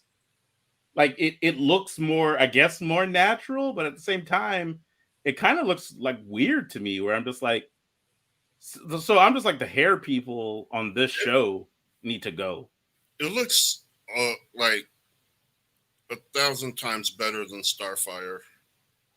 Well, yeah, but that's a low bar too, man. Like nobody's asking this show to be like, we need you to make sure you get better than the Titans bar. Like, and don't get me wrong, I'm not saying Batwoman before, like the one last season was a better show than Titans necessarily, but it kind of was, at least than season 1. So, like, I'm not sure that from what I'm seeing, as far as costuming is concerned, strictly costuming, I'm not sure that this is a better version of the show than we got last season. But, I'll try it when it comes and we'll see. Because I know, like, I only was able to get through one episode of the last Batwoman show. And if I can get through more than one, then I guess technically it's... Well, no, 2, because I did watch the crossover. But it was the worst part. Which is crazy because Supergirl was a part of it too. And Supergirl's a terrible show too. So I don't know what to say. Like, it's like... It's not like the characters... Like, Supergirl... I could understand more so why it's like, okay, like Supergirl comics aren't that great all the time. So I could understand why a Supergirl TV show might not necessarily be a good TV show. Like Batwoman comics are usually amazing. So if you're not making a good Batwoman television show, that's because somebody that's writing these stories isn't doing their job or their research or whatever. One of the most interesting things to happen to Supergirl in comics was, her disdain for humanity and being on Earth. In New 52, yeah, that was amazing. And I think a show like that and having humanity redeem itself to her, even if it's just one season of disdain and then the second season of her acceptance, and then the third season of her becoming Earth's champion. Yeah. For whatever reason, Superman can't do it. Would have been good. Look, Now, Supergirl got canceled, right? Probably. What? Supergirl? Yeah. I think they did cancel it, and they're doing the new Superman with Lois Lane TV show. But Lois and Clark? I don't think it's called Lois and Clark, right? It's called maybe it might be called Clark and Lois. I don't know. No, really, it might actually be called that. I don't know, but either way, but either way, what I'm saying is based on the story that you were just talking about, Mo, not only would that be a more interesting character to watch on television, but it would actually justify having a Superman in the show that is on the sidelines. Yeah. Because it's like, yeah, that Superman is still Superman. And when he's not saving the world, he drops in on his cousin and is like, hey, you should be like acting better because you have all this power and you could really be helping people. Yeah. And if she's just like, hey, I'm not about that life, then it makes sense for him to like dip in. You get to see Superman and get excited about that, and he dips out because he's like, hey, I got to go on my own adventures. Well, I'm just trying to convince you to help me out here because you have as much power as I do, or almost as much. So, like get on board. But that's not the show they made. Instead, they made a show where Supergirl is pretending to be Superman, and then Superman comes in, and then you're like, well, why isn't Superman doing this? Because he's Superman and she's not. And it's a mess. It's a mess for no good reason. Oz in chat says it's Superman and Lois. Is it called Superman and Lois? That's such a so- bad that's title. worse, yeah. I know, right? Exactly. Like they made for really. I was just like, it's not Lois and Clark. It's definitely like Clark and Lois or something like that. But if it's Superman and Lois, yeah, that's terrible. That's But, up like, with Superman's pal Jimmy Olsen. Oh, dude, it's like, dude, I don't get it, man. These cats over here, they're not creative Why don't they just make a Jimmy Olsen TV show?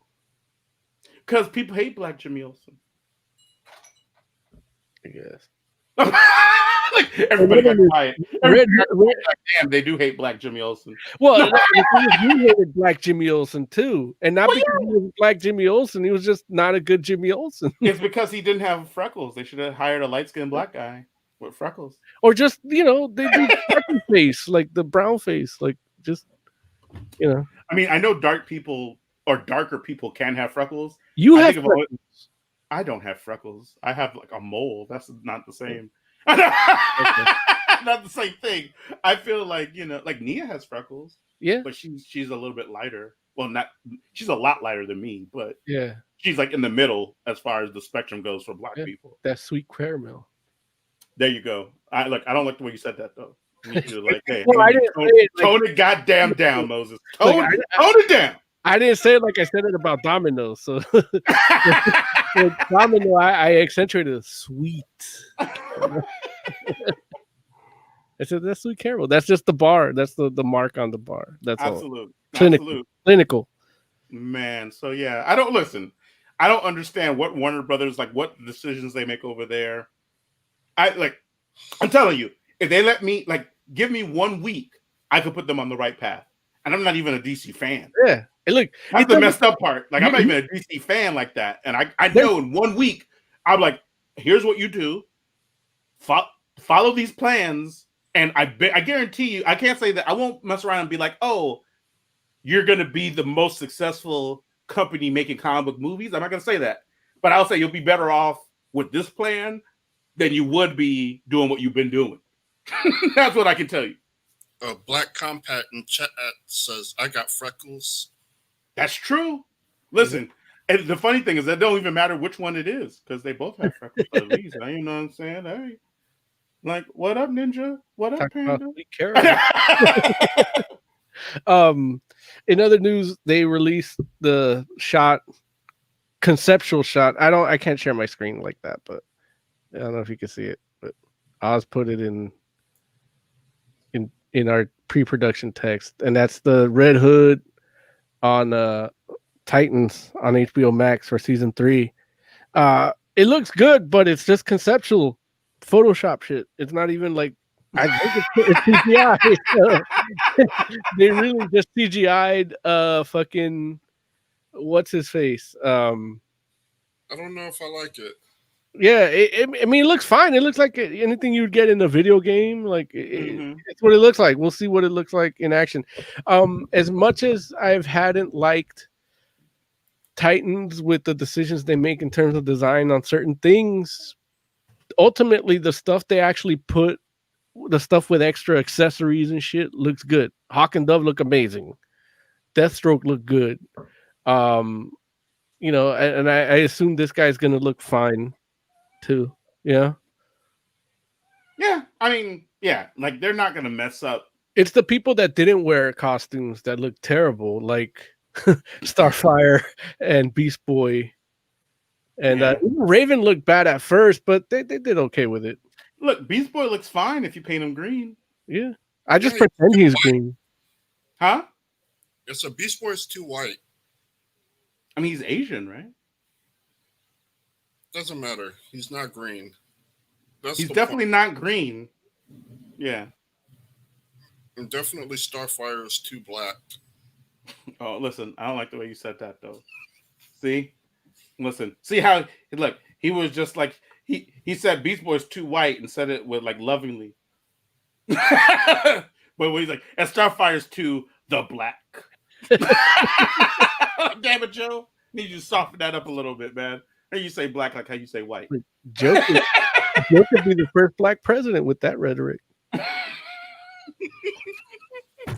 He's like, and in my opinion, we should bring back Jim Crow. Can I get an amen?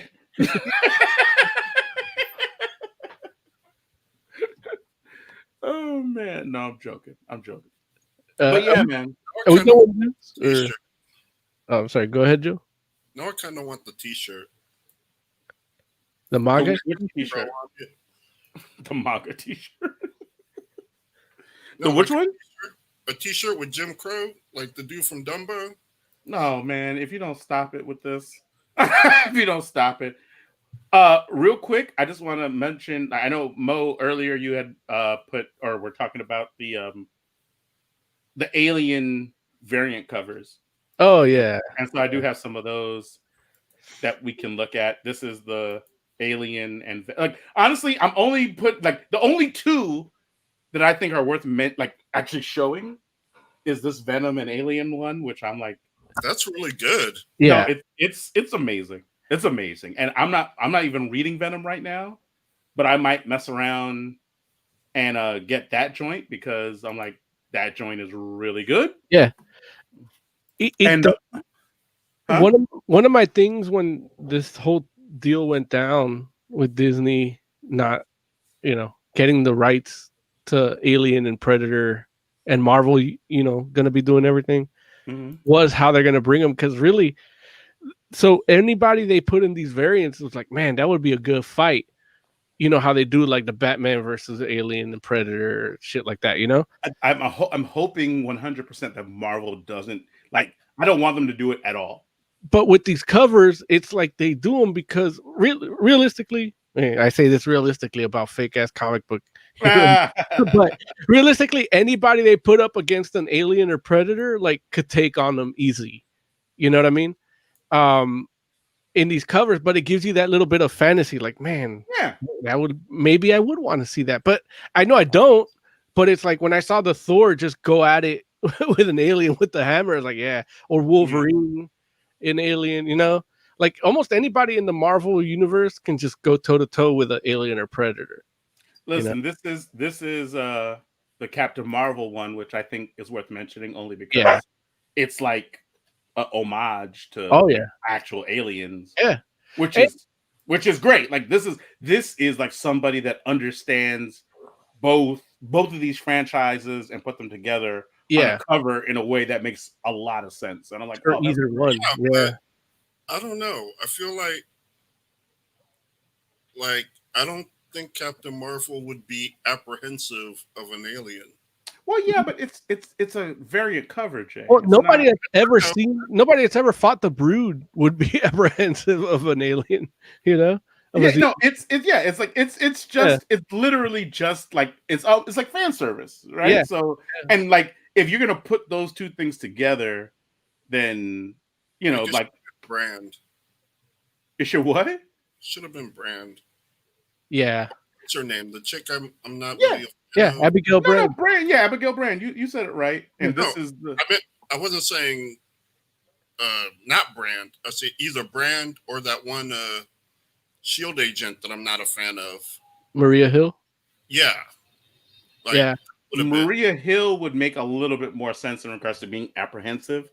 I feel Right. like if you feel like Captain Marvel shouldn't be apprehensive, I feel like Maria Brand Maria Brand. I'm sorry, Abigail Brand should be even less apprehensive because she would like Abigail Brand would like know the aliens are on the planet before they land.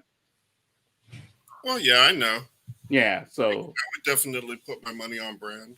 yeah. Here's the Wolverine cover But you I were talking like about. her more than Captain Marvel, so I just enjoy seeing it. Yeah, which I don't know. I don't think that I've mentioned it. So I'll do it now. But they're actually coming out with a new Sword comic. Oh, good. Yeah, and so Abigail Brand is like basically running that, and it's Oh. in the. Actually, yeah, it's good that she's running it because actually, the last time we had Sword, Captain Marvel was in charge. Yeah. I mean, technically, look, actually, Joe, no. Technically, it was like Sword, but it was technically Alpha Flight. No, I know she was in Alpha Flight, but at one point she was in Sword, like the leader of Sword. Yeah. It was before the Alpha Flight thing. Yeah, Brandon gotten demoted. I don't remember why. Oh, yeah, it had something to do with, I forgot who she let slip past the radar, but someone got past the radar and she got demoted. And No, I agree with you, and I think we're talking about the same like storyline. I just think that it like they put Captain Marvel in Abigail Brand's spot, but I think it was technically Alpha Flight. I don't think it was actually Sword, was it? I think it was. Yeah. But you might be right. I've misremembered things before. Hey, listen, you got a much better memory than I do. So, and I usually misremember it, but I say it in a way that it's true anyway. So fuck. Look, and I will say that this Sword comic is coming out of the events of Empire, but it's actually like an X-Men book. I gotta finish Empire. Yeah, and so it's like it'll be interesting because like I can't, we don't have time for me to pull it up right now, but like Magneto is involved and Young Cable and like Frenzy, like it's basically X-Men characters. Oh, Frenzy. Yeah, no, it's gonna be interesting. It's gonna be really interesting, and it's basically like kind of like it's Abigail Brand kind of like forcing the issue, like, hey, you all took me out this spot. Everybody like it, or at least what it feels like is like you took me out this spot, and because you took me out this spot, everybody slept on the Coati, and they damn near took over the planet. And I like, if you all don't want me in that job, that's fine, but I'm gonna do what I need to do to make sure that Earth is safe. And so it's like her basically kind of like taking over to be back in that role in more of a rogue kind of maneuver. Nice. Yeah. Real quick in chat. Tiger Claw says, I can see the alien bursting out of Wolverine's chest, and of course Wolverine will live because of his healing factor. To which Oz replies, Tiger, it wouldn't burst through the chest because of the adamantium on the breastbone. To which Tiger says, what about the acid? Wouldn't that burn through adamantium? And Oz says, the acid is their blood. It would bleed to death first. Assuming it can even burn through adamantium. I don't know that alien blood could burn through adamantium. I'll say one of the interesting things about the alien blood, the alien acid blood, is how acidic it is often depends on the writer. Yeah. Because you have one writer will say it'll go through a couple of floors. Mm-hmm. One writer will say it can go through an entire ship. Yeah. And it's unfortunately inconsistent. Yeah. But I could imagine some writer trying to say, oh, it does burn through adamantium. Well, see, but that would be the messed up part, though, because technically, with as robust as adamantium is supposed to be, like alien blood, as much as people like, or I should say this, in the scope of how much alien blood can or how corrosive it is. Right. It's never gone against anything as strong as adamantium. But what it has gone up against it would be that head crest Of what? of the xenomorph. That little and it won't burn through that. So that would make that head crest stronger than adamantium in that scenario. Yeah, but that's not true because you can Exactly. So you can shoot an alien in the head. but that's what I'm saying. So technically, it wouldn't go through adamantium just based on the information we have already, even no matter what writer does it. The more messed up part is because we know it probably can't go through adamantium. That's probably like the worst thing for Wolverine because he could totally get impregnated. Yeah. But it's going to try to burst through his chest, like I said, and it can't. And it does die inside of him. And like, how do you get that out?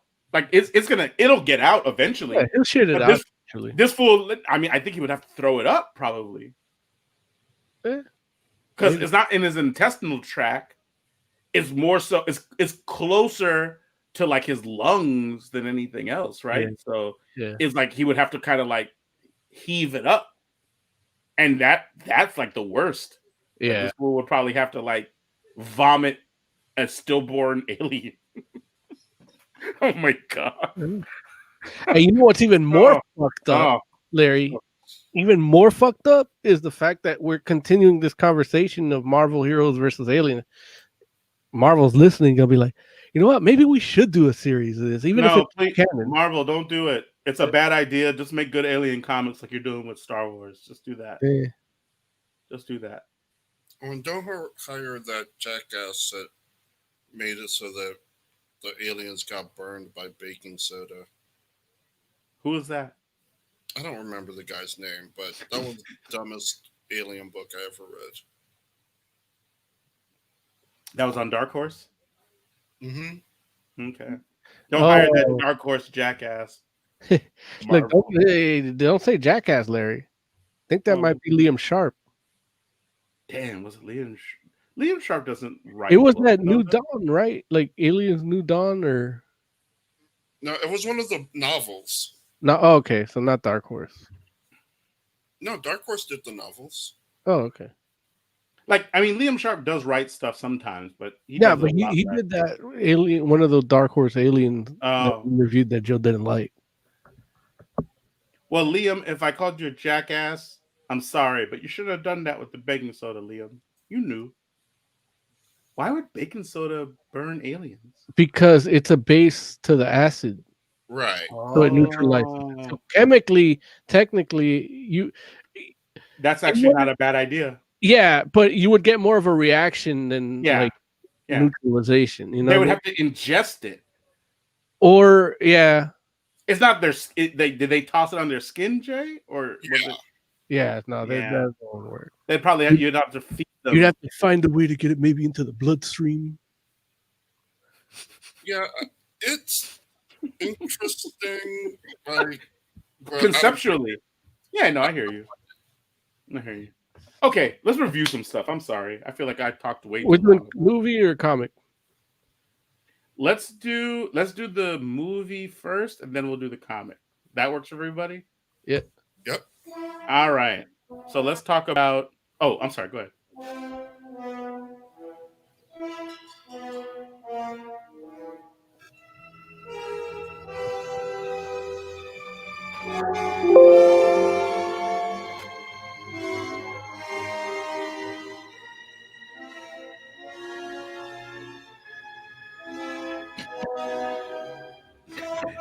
Is this either the review music or is just the music?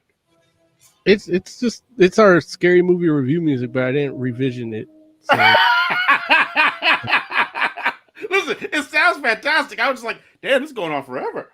Yeah. I'm actually conducting this orchestra at this point. I'm like, oh no. It's like, no, just follow my lead.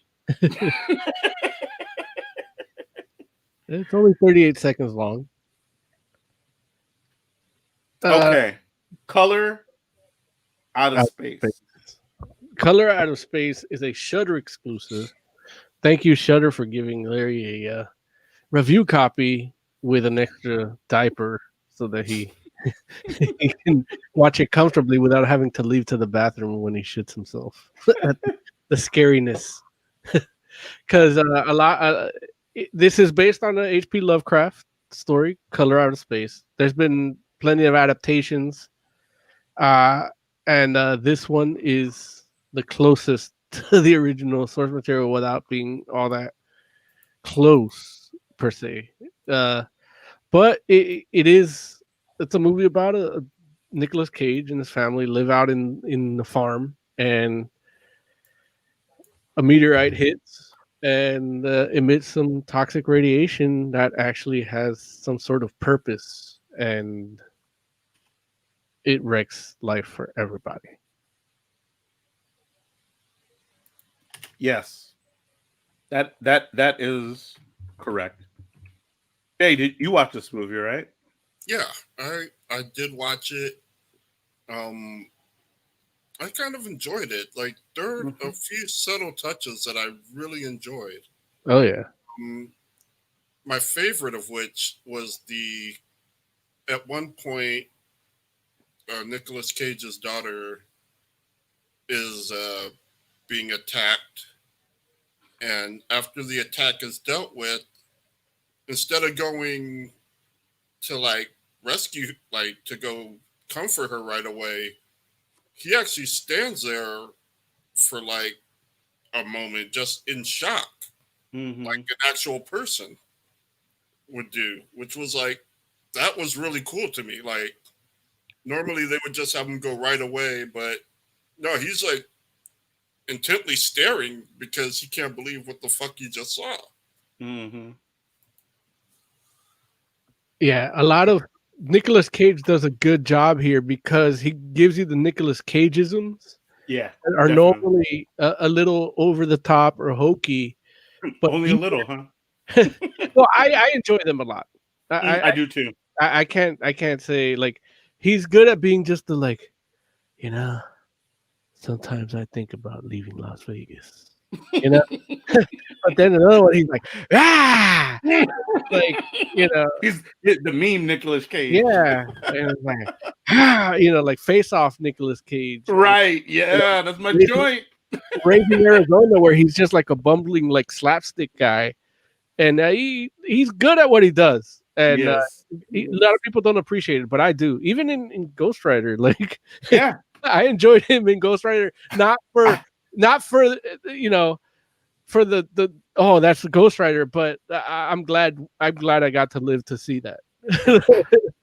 I peed fire. I enjoyed him in Mom and Dad.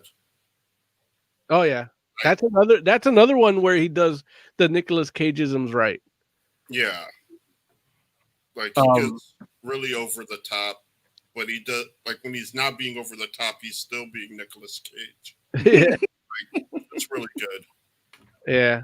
It's funny because a couple weeks ago, Mo, I mentioned being a Nicolas Cage fan, and you're like, "Have you seen this movie?"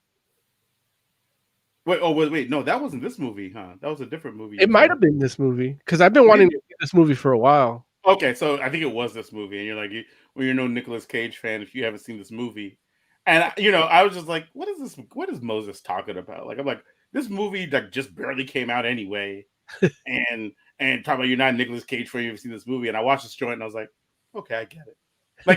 As you're a Nicolas Cage fan, you have to watch this joint. You're right. I still haven't. Mom and Dad too.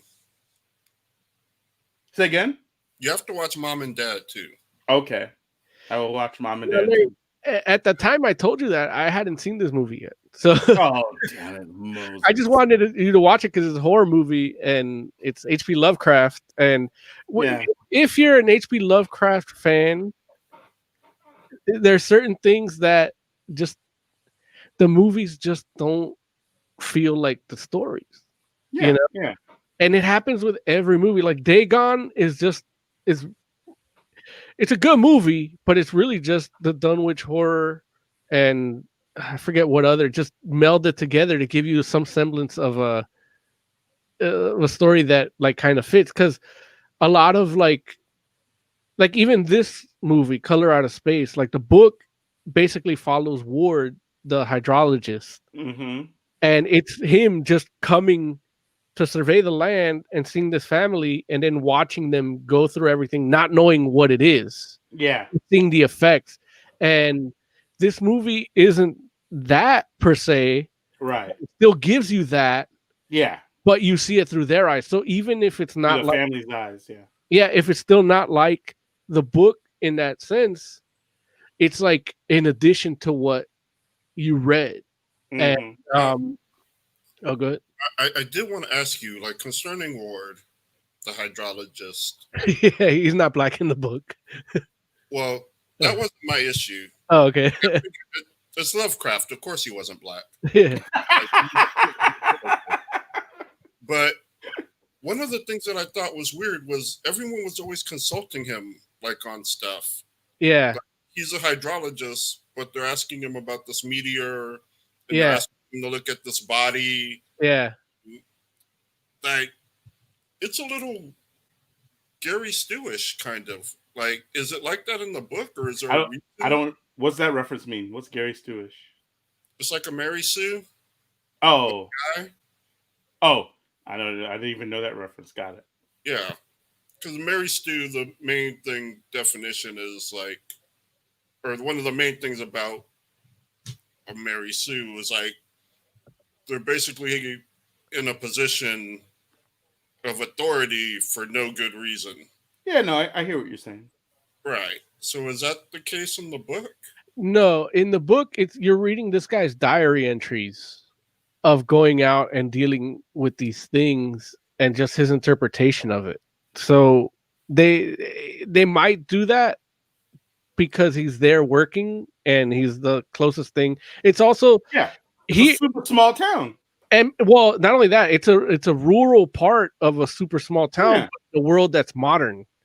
And the book takes place in like the 20s, like during the Dust Bowl, where you're in the boonies, there's nobody there, and then Yeah. some says he's a hydrologist. Like that's the closest thing to science you're gonna get. Right. Right. And that was exactly the feel I got from the movie, where like this fool is the most educated person in this whole town. Yeah, but it doesn't really come. Well, they convey it well, but it doesn't resonate with us that way now because our world is modern. Like so we've all known people. Oh, I'm gonna go live in rural land, and it's like Malibu. You know, Yeah. it's like there's still cell service No, sometimes. but I totally got the idea that this joint is like a small town. And while you know, I'll give the mom props in the sense like, okay, the mom is like some sort of like financial consultant or day trader or something. Like she does something with the stock market. I don't know what the dad does. Like they don't ever tell us, right? Or do they tell us? He's a painter. Like he wanted to be a fine artist. Well, he wanted to be an artist, but his dad wouldn't let him do that. Yeah. So what did he do? He raises alpaca. No. That's what he does now. What did he do before? In the book, book, they never tell us what his job was. In the book, he's just like the eldest son that gets the farm and just tills the land. Oh, okay. Hey, and guess what? Like that might make perfect sense whenever the story is written. Yeah. In the sense now, it's kind of like, okay, well, this guy, like, I get that his dad didn't want him to be an artist. Yeah. This fool had to be something before he came to this farm, but they never tell us what that is. Right. So this fool is just like, he is all in on these alpaca. and it's like, okay, hey, I'm not here to tell you alpaca or like, at the very least, you could breed alpaca, I would think. Even though he's like, well, breeding alpaca is not the future, apparently. Yeah. The future of alpaca is in the milk, I guess. Yeah. I don't know. Which is not, it's in their wool. Well, it was. But they don't shave the alpaca, though. Yeah, no. It was like, in the meat, you said? The daughter was saying, like, the future of alpaca's wool, but the father was saying the future is meat. Yeah, in the meat, right. And but he's not trying to breed them, it doesn't feel like. No, he cooks them. He does? When? You know, the one scene where he's eating the meat and he spits it out. He says it never turns out right. Like he gets all like over the top angry. No, no, that's with the tomatoes, right? No, that No, was the he did it when he cooked the meal for the mom, the favorite meal. Oh, but no, that wasn't alpaca. That was like a whole bunch of other That stuff, was right? ducks and other shit. no, Yeah. no, I'm not talking about that scene. Oh, Oh. The scene specifically when he's in the kitchen and the mom is yelling at him because the internet went down again. And she's like, "I'm hemorrhaging clients," and he's That scene like, happens. That scene happens 3 times, Joe. Which one is it? the one where she uses the actual word hemorrhaging. Like That scene literally, happens twice. she only says hemorrhaging once. Oh, okay. Well then, That was when she was the most mad. That was right before she goes and has her accident with the son. see.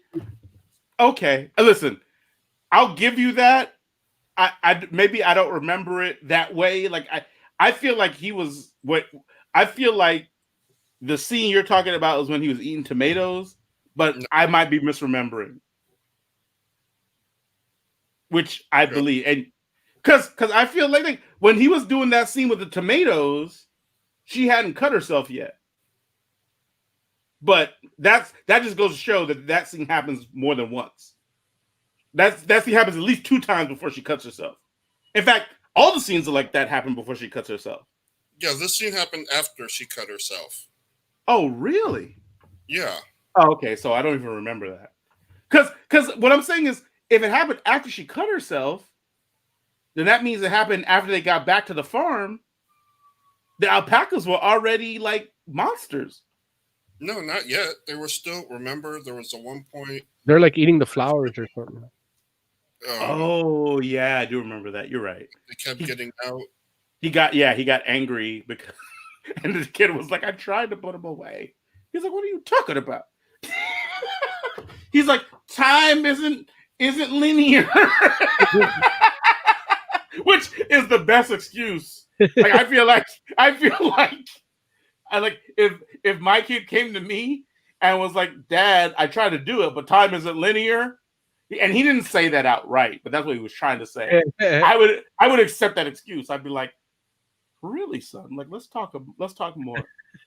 Really? No, I would. I just feel like, because I feel like that's not something you just say, like, as like you don't make up time isn't linear. Like that's something you had to experience. Yeah. Which brings me to small white children. It's like, why don't people in movies feel like small white children saying ominous things is as creepy as I feel they are? Why isn't that, like, I don't understand. Like, what is it about small white children that doesn't terrify other white people when they say weird things? They're the future. I'm just saying, like when you're a white person and your child is small and white and says something ominous, that doesn't creep them out? I don't think so. Oh, well, that feels like a genetic defect. It feels to me as though they should be like, here's what I know. The black dude in the movie was like, so wait, say what? The black dude in the movie went, so wait, say what did you say though?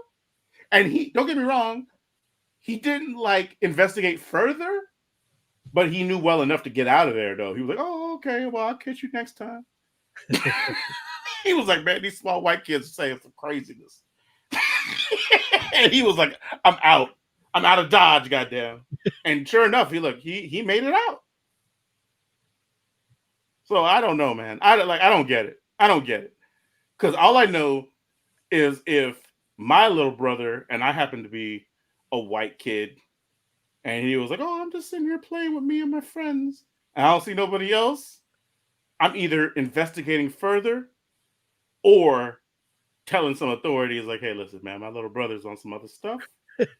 And either he needs to be committed or the place is haunted. One or the other. I don't care. Like, it don't even matter which one you believe. Whichever one of those 2 scenarios you want to believe, let's make that happen, because dangerous things are afoot. And that's how I would say it if I was a white person. Dangerous things are afoot. And hopefully that would convey the amount of gravitas necessaries for someone to take it seriously things are afoot. I will say, there's also a scene with Nicolas Cage where he's talking to the hydrologist, and I said that wrong, but No, you didn't. Oh, I didn't. Oh, good. He's talking to him, and he's asking Nicolas Cage where his family is, and he like points to the living room. And it's like, they're all there. Yeah. Oh, except Ben. He lives in the well now. Yeah, absolutely. Red flag. Out. I'm gone already. Oh. They're all out here in this living room that's empty. Oh, and Ben lives in the well. Got it. Okay, I'm done. I'm done. I'm like, oh, okay, Sheriff, if you want to stay, you're armed and a civil servant. I'm here voluntarily. It's like maybe I'm trying to mess around and see if I can get with this little girl, like this daughter or whatever, which I don't even know if she's like an adult or not an adult. I don't know. But either way, even if she's like 18, 19. It's a rural country. Like, it doesn't matter. No, it absolutely matters, Jay. I know that you have different opinions. That's No, not like it's Lovecraft. It matters to me, but even if it don't matter to you, I'm just saying. No, I'm saying to him. Like, no, it should matter to him though. Like, based on all his past performance, there's not enough. Like, no strain should be good enough. You know what I'm saying? Like, he hasn't even been here yet. Like, it's like, listen, she's a white woman. They're all over the place. You know what I'm saying? It's like, no, man, listen, I don't need to mess around and like fight demons. Like, no, man, it's crazy. It's insane. Wait, here's the thing. Like, there was a point that Boston, say hello to Boston. Boston wants to be part of the show. All right. dude, Boston definitely should have been named G-Spot.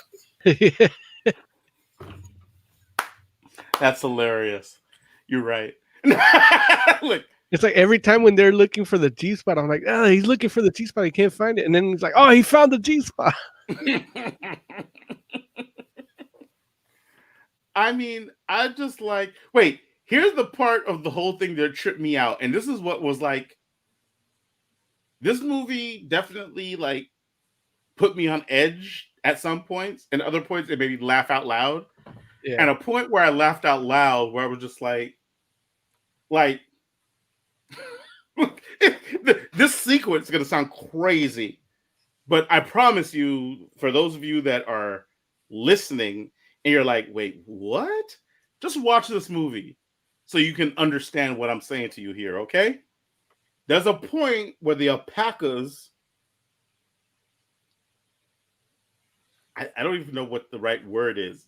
I don't know if they're, I guess, mutated probably is the right word. Once the alpacas mutate, huh? When they got fused? Well, before that, or in the process of that, and the alpacas are like, They're amalgamating. are breathing lightning, Oh, right? yeah. So the alpacas breathed lightning and hit the mom and the baby, the little boy that's out here talking all types of craziness, right? So I'm watching this joint and I'm like, oh, damn, they done hit the baby and the mom with lightning. So, of course, they're screwed up. They're messed up. You know, it's not like, you know, it's not conventional lightning, but I'm sure it has some of the same properties as lightning. So I'm like, they're hurt bad because they're all burnt up. And, of course, when the dad and the son are like, oh my God, look, they see them. Like, oh my God. They're like, we got to move them. Which I'm like, I don't know if you should move those burnt people, but okay, cool. And the dad is like, Nicolas Cage is the dad. Nicolas Cage is like, call 911. And I'm just like, well, yeah, I mean, I guess that makes sense. You got to call 911 because they're all burnt up. But I haven't seen them yet. And then they actually show them. And I'm like, God damn, the mom and the little boy are fused together. God damn. Yeah. And I'm like, what do you think 911 is going to do? Like, what ambulance ever comes on the scene and is like, oh, they're fused together. We get the jaws of life. They don't even have the proper gurney for them. I was just like, what? Who are gonna call that's gonna be able to separate the mom and the baby from each other? Like, I was just like, why did he want them to call 911? Like, that joint is not gonna work. Like, I don't care. Like, you could call whoever you want. Like, there's no surgeon in the world that has ever seen this. And he was so mad at the son for not calling 911 immediately. When I'm just like, I mean, don't get me wrong. I'm not saying you can call somebody. Yeah. The hydrologist. But not right. Listen, the hydrologist is at least close. You know what I'm saying? At the very least, you'd be like, hey, we can get an immediate opinion on what we should do in this situation. If that guy's the smartest dude in the town outside of the mom, cool. But I'm just like, 911, like, you already done said the hospital's like an hour away. But even if the hospital is close, it's like, what is the EMT gonna do when they get to the house and they're like, oh, the boy and the mom are fused together? I know if I was the EMT, I would just be like, how did this happen? And then when you tell me, well, an alpaca shot lightning out of its mouth and fused my wife and my son together, I'm just like, you're all on drugs. I'm just gonna go ahead and inject everybody here with like some sort of anti-overdose drug and leave. It's just like this is outside my depth. Oddly enough, the Frank and Fran, the star of the comic we're reviewing, would be amazing in the situation. And I had that exact same thought too. I watched the movie first and then read Frank and Fran afterwards. I'm like, they need a goddamn Frank and Fran. Frank and Fran turns out is the foremost expert in this particular situation. Because she would at least be like, well, let me tell you how it is that we can make this a livable situation moving forward.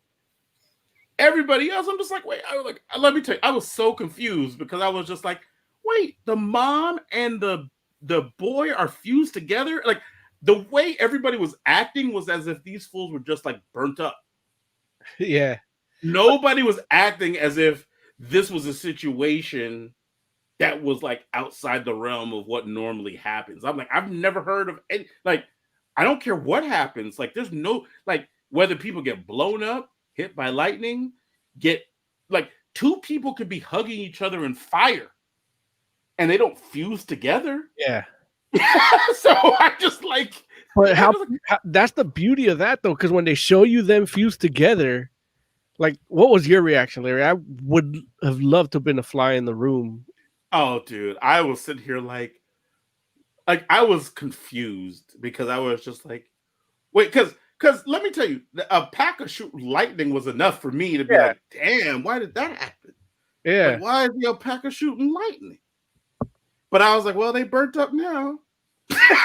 And then when I saw him, I was just like, oh shit. I was just like, oh my God. I'm like, they're damn near one person. I'm like, and I felt bad because I feel like the mom at least was like in control. I feel like the baby was just like, well, he's not a baby. He's a little boy. He's like, what, 9, 8? But I'm just like, this fool's just along for the ride, though. He don't get to make no decisions. Yeah. And I'm like, man, this must be really confusing for that kid. Because at least the mom has like some life experience to kind of be like, oh, well, I think we're fused together. That kid is just like, what happened? He's like, I thought the alpacas were my friends. And I'm just like, it's so messed up. I was just like, oh, this is really dark. It's got really dark really quick. And I was just like, well, I guess at some point they'll figure this out. But man, like, the messed up part is them getting fused together by the alpaca lightning is like actually like it like on the scale of all the things that happened to all those people, it's like it's not even like it's probably in the bottom half of the worst things that happened to them. So I don't even know what to say on that tip. I'm just like, damn, like it's messed up. Like all types of terrible things happened to these people. What was your reaction when the fused mother and child started crawling around the room? No. Dude, listen. It's a lot, man. And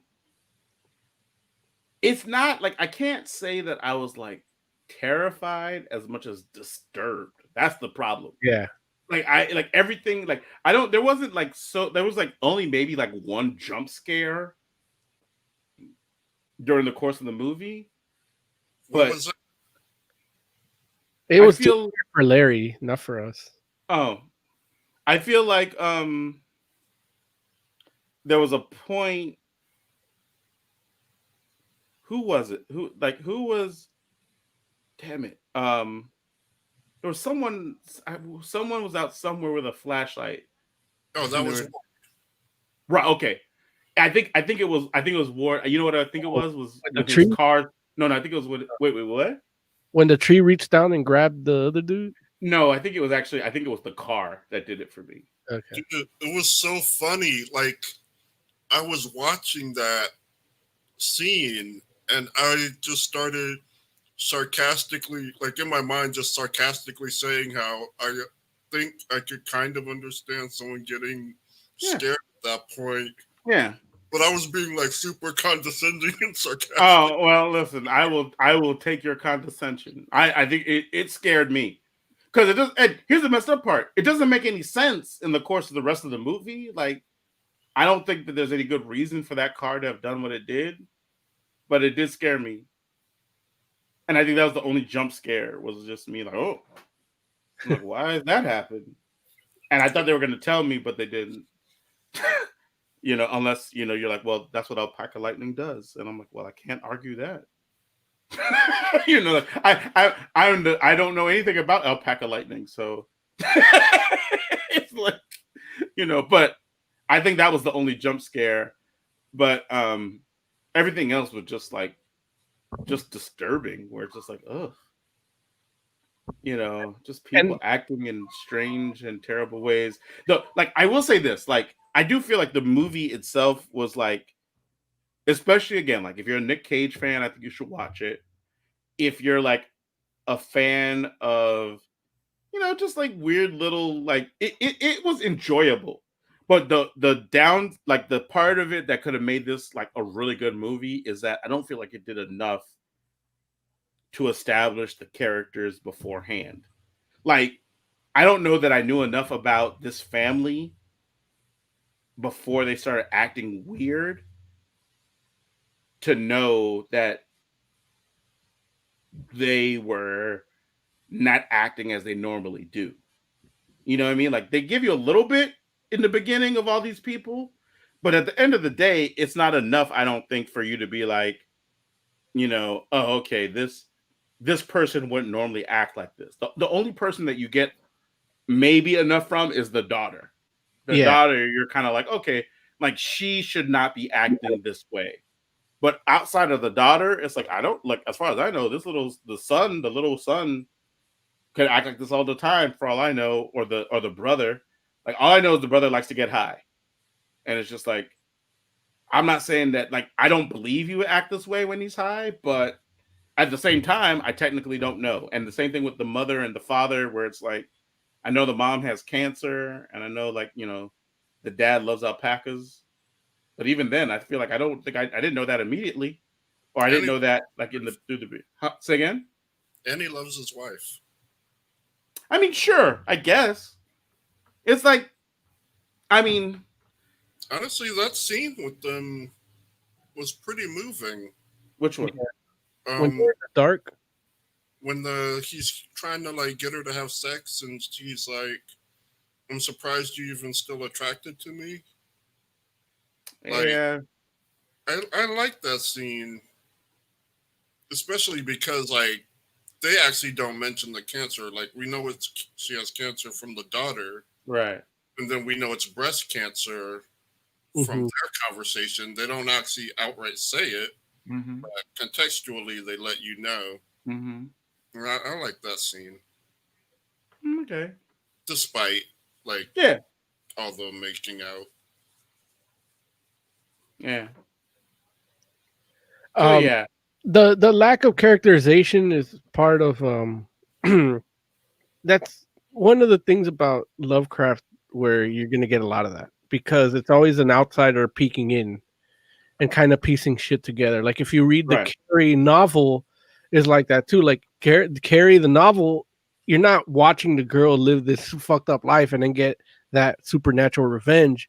You're just piecing it together from different news articles that you find while you're Mhm. traveling in this abandoned town. Right. So that the movie could have done that a little better. It just wouldn't be like Lovecraft. Also, the thing about Lovecraft too is, and it's similar to like Junji Ito, where the characters aren't important to the story. Mm-hmm. What's important is the horror that's happening. Mm-hmm. So Yeah. a lot of the times you'll find, like, I know especially with Junji Ito, his characters will be super bland because they're not the focus. The horror is the focus. Yeah, but That's kind keeping of like Lovecraft too. but keeping in mind, and and this might very well be a thing that like goes more towards what Moses was talking about in regards to what Lovecraft does versus what people do with the adaptations, is that Junji Ito generally is telling like short stories, and so it's like it makes a lot, huh? Lovecraft too. No, but what I'm saying is Oh, the like, movie. and this is the distinction I'm making between the stories and the adaptations, where it's like if you take like a Junji Ito story and try to make it into a 2-hour movie, it's probably not going to hold up because it's short stories, and that's why like all the things we've seen with Junji, huh? Shall we find out? Oh wait, did somebody make a 2-hour Junji Ito short story into a 2-hour movie? Look, next week we'll review that. Well, I will say Tomie got a movie, and that's a character in. She's actually been like in a bunch of his stories, Yeah. but they did make a movie. Now, but is it like a movie? Like I don't know. I'm not familiar with the character. Is that a character that is in a bunch of short stories, and the movie is like her recounting these different short stories, or is it a 2-hour movie about one thing that's happening? I haven't seen. Oh, Says, shall we find out? oh well. Look, maybe we should. Yeah, maybe we should do that Look, next week. Larry's all brave now. Well, look, I'm not brave. I'll do it. Like, listen, you know me. I'm not the person that's going to say something crazy or say something and be like, well, given the opportunity to back it up, I'm not going to do it. Like, I'll do it. Like, I'll stand by that opinion and definitely try to see if it turns out to be the case or not. Because I want the truth. I don't mind being proven wrong, and I will mess around and scare the hell out of myself in order to get myself proven wrong, if that's what it takes, or proven right, which I hope, because I'd rather be right if I'm gonna be scared. I'd rather be right. I'd be like, you know what? I watched this joint, and I can say 100% that I was correct in my assertion. But that's the thing, where I don't know how long the story is when you read it in print, but maybe it didn't need to be a 2-hour movie, or maybe it's fine as a 2-hour movie if you take the same perspective that Lovecraft initially intended, like how Mo was talking about with, because here's the thing, is like this story is not told from the perspective of the hydrologist. It's told from the family's perspective. If you take it from the hydrologist's perspective and you're like, well, yeah, you don't need to know anything more about these characters because the only thing that you need to know is what he knows, and the only person that he probably knows anything about is the daughter. And it turns out the daughter is still the most fleshed out character in the movie as is. And that might be because in the actual story, she's the most fleshed out character because maybe that's who he knows, which I don't know if it turns out the same way. I don't, maybe you might know, Mo, but it might turn out different. Yeah, it's a little different. But okay. With the movie, what they did think, I believe it's a change, is she was using the Necronomicon to summon things. And that's another aspect in this movie that it's very subtle, but you can kind of infer that she actually called the thing down. And when the hydrologist actually reaches out to her and he gets that vision of where this thing comes from, it's because of that. It's once she actually did the ritual from the Necronomicon Mhm. that she gets that knowledge and into madness, which is a Lovecraft thing across Right. the board. And that's one of the things. This is part one of a trilogy. Oh, really? But I don't think they're entirely connected. But the Richard Stanley's making 2 more movies Oh, gee. that are in this same vein. They don't need to connect. They can have similar things because this Right. is. I mean, I can't name the actual ritual she did, but from reading the Necronomicon myself, like she did exactly what the instructions of that mad Arab Asher Aharizadabab or whatever his name is. I forget. Oh, I jeez. can't pronounce it, but that the No, way you did like you sounded like you knew what you were yeah, saying. It scared me. the first is like page 1 is like if you're gonna do this, it has to be on the symbols have to be in a 3-dimensional form. And you have to give a body and blood. So, and she did it herself. She carved everything into herself. Yeah, yeah, absolutely. Like, Like, and that was something that happened in the movie that, like, from at least from my perspective, I was like, oh, that didn't really like. We don't necessarily see more of what the consequence or what the like impetus for that to happen was. yeah, Like I know for me, I was watching. I'm like, oh man, this chick is doing some blood magic, yeah, and I don't know why she's doing that necessarily. Like other That than was right after. That was right after her brother died. mm-hmm. Like at that right, point, to me, she was like trying to getting protect. desperate because she was trying to leave. She knew the father was messed up. Right. Now her brother, who she was going to bounce with, just got eaten by a whale. So she was getting desperate. But I guess my thing was the plan was for the two of them just to get in the car and dip out. Yeah. And I get that the brother got eaten, but the brother didn't get eaten while they tried to get in the car and dip out. So why wouldn't she just get in the car and try to dip out first before doing the whole blood ritual? Well, he thought he heard the. Yeah, it's not entirely perfect. It's like, it's kind of like he was her kind of lifeline, Yeah. like getting out. Like once he died, she kind of figured she was stuck. Like Yeah, that doesn't make sense to me because she was trying to get out even before, like without him.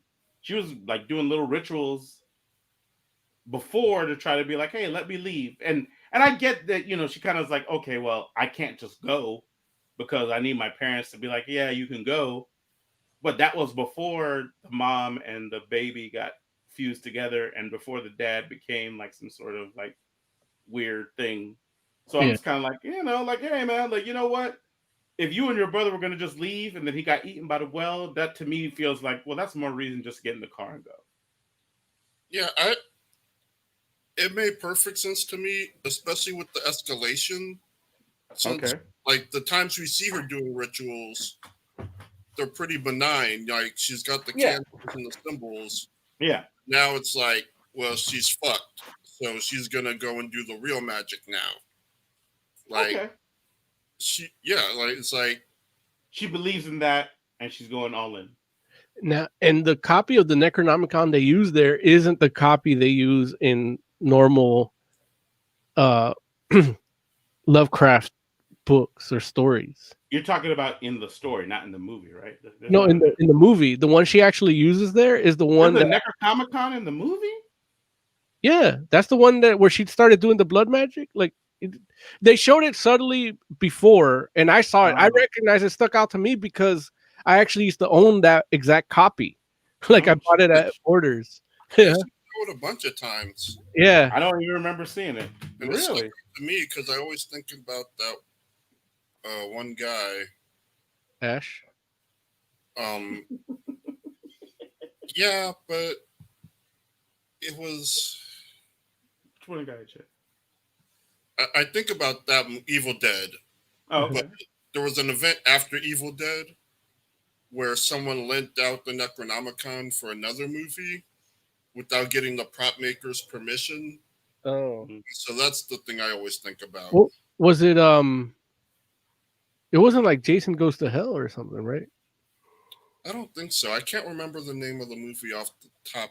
Like, I think I've forgotten which movie it was that 'Cause it used it without permission. Or Pumpkinhead. I feel like if it was Pumpkinhead, I would have remembered. That's the Switch game, right? No, No. Well, I think there is a Switch because game. it pops up, especially the Evil Dead Necronomicon pops up like 3 different times in 3 different movies. I think one of them might have been Pumpkinhead. The other one is in Creep Show. In one of the little segments, it's in there. And in fact, there's in Creep Show there is one of the segments is the Color Out of Space adaptation where Stephen King plays the rural farmer guy. Really? Yeah, but it's more slapsticky and funny, but it gets the point across. Similar shit happens. I'm sorry? You said Stephen King? Yeah, he acts out the character. Well, you know, he is a funny guy. Like, he's interesting because he doesn't take himself too seriously. Yeah. Like, he's always like making fun of like being kind of silly and over the top. Yeah. Like, there was the one truck movie. Yeah. Trucks get taken over. Yeah. All the machines start getting taken over. Yeah. And there's a scene with him. He does a cameo where he's trying to get money out of the ATM, and the ATM like calls him asshole. And he turns to his wife and he's like, "Honey, the ATM just called me an asshole." That's a good movie. It's Yeah. Maximum Overdrive. Right. Yeah. Great soundtrack too. The main truck in that is like the Green Goblin head. Remember that? Yeah. Oh, Larry don't remember. You get scared at that. Dude, this is like the least scariest movie. Yeah. I don't know what we're talking about. Maximum Overdrive. It's a zombie movie, but about cars instead of zombies. I don't know anything about that. Well, I'd say it's worth going back and watching it. Like, I wouldn't go out of my way to check it out. Oz says, Pretty good. Oz in chat says, it's in Jason Goes to Hell. Yeah. I think he had permission to use it. Well, there you go. Yeah, because I think it makes Jason part of a shared universe with Evil Dead because of that. And in turn, that connects Evil Dead to Nightmare on Elm Street. Right. But Jason and Nightmare on Elm Street were already connected, right? Right. That connects Evil Dead to Nightmare on Elm Street because Jason. Oh, I see what you're saying. Freddy are connected. I got you. But yeah. So Moses, what would you rate Color? Wait, real quick. Why is it called Color Out of Space? Well, in the book, in the story, the prose story, it's an undescribable color, and that's what drives, one guy mad, ruins everything else, But it's all everything anybody perceives is just this weird color they've never seen before. Got it. And that makes a lot more sense from a literary perspective because everybody's like saying, I saw this color and I can't describe it, but when you're doing it in a visual sense, you're like, that's purple or magenta. It's like that's indigo. Yeah. Because you can't show a color no one's ever seen in a movie because it's a color we've all seen. Yeah. In the movie, Nicolas Cage's character does say it was pink, but then he corrects himself and says, actually, I don't know what it was. Yeah. Yeah, but it wasn't pink. Like we saw it. It was purple. Yeah. No, it was pink. So what? Jay, stop. Yeah, that's the thing. It's perception of color is different. Like I saw it like more of a hot pink and magenta. I did see tones of purple there, but only in certain magenta is red. Again, or a type of red.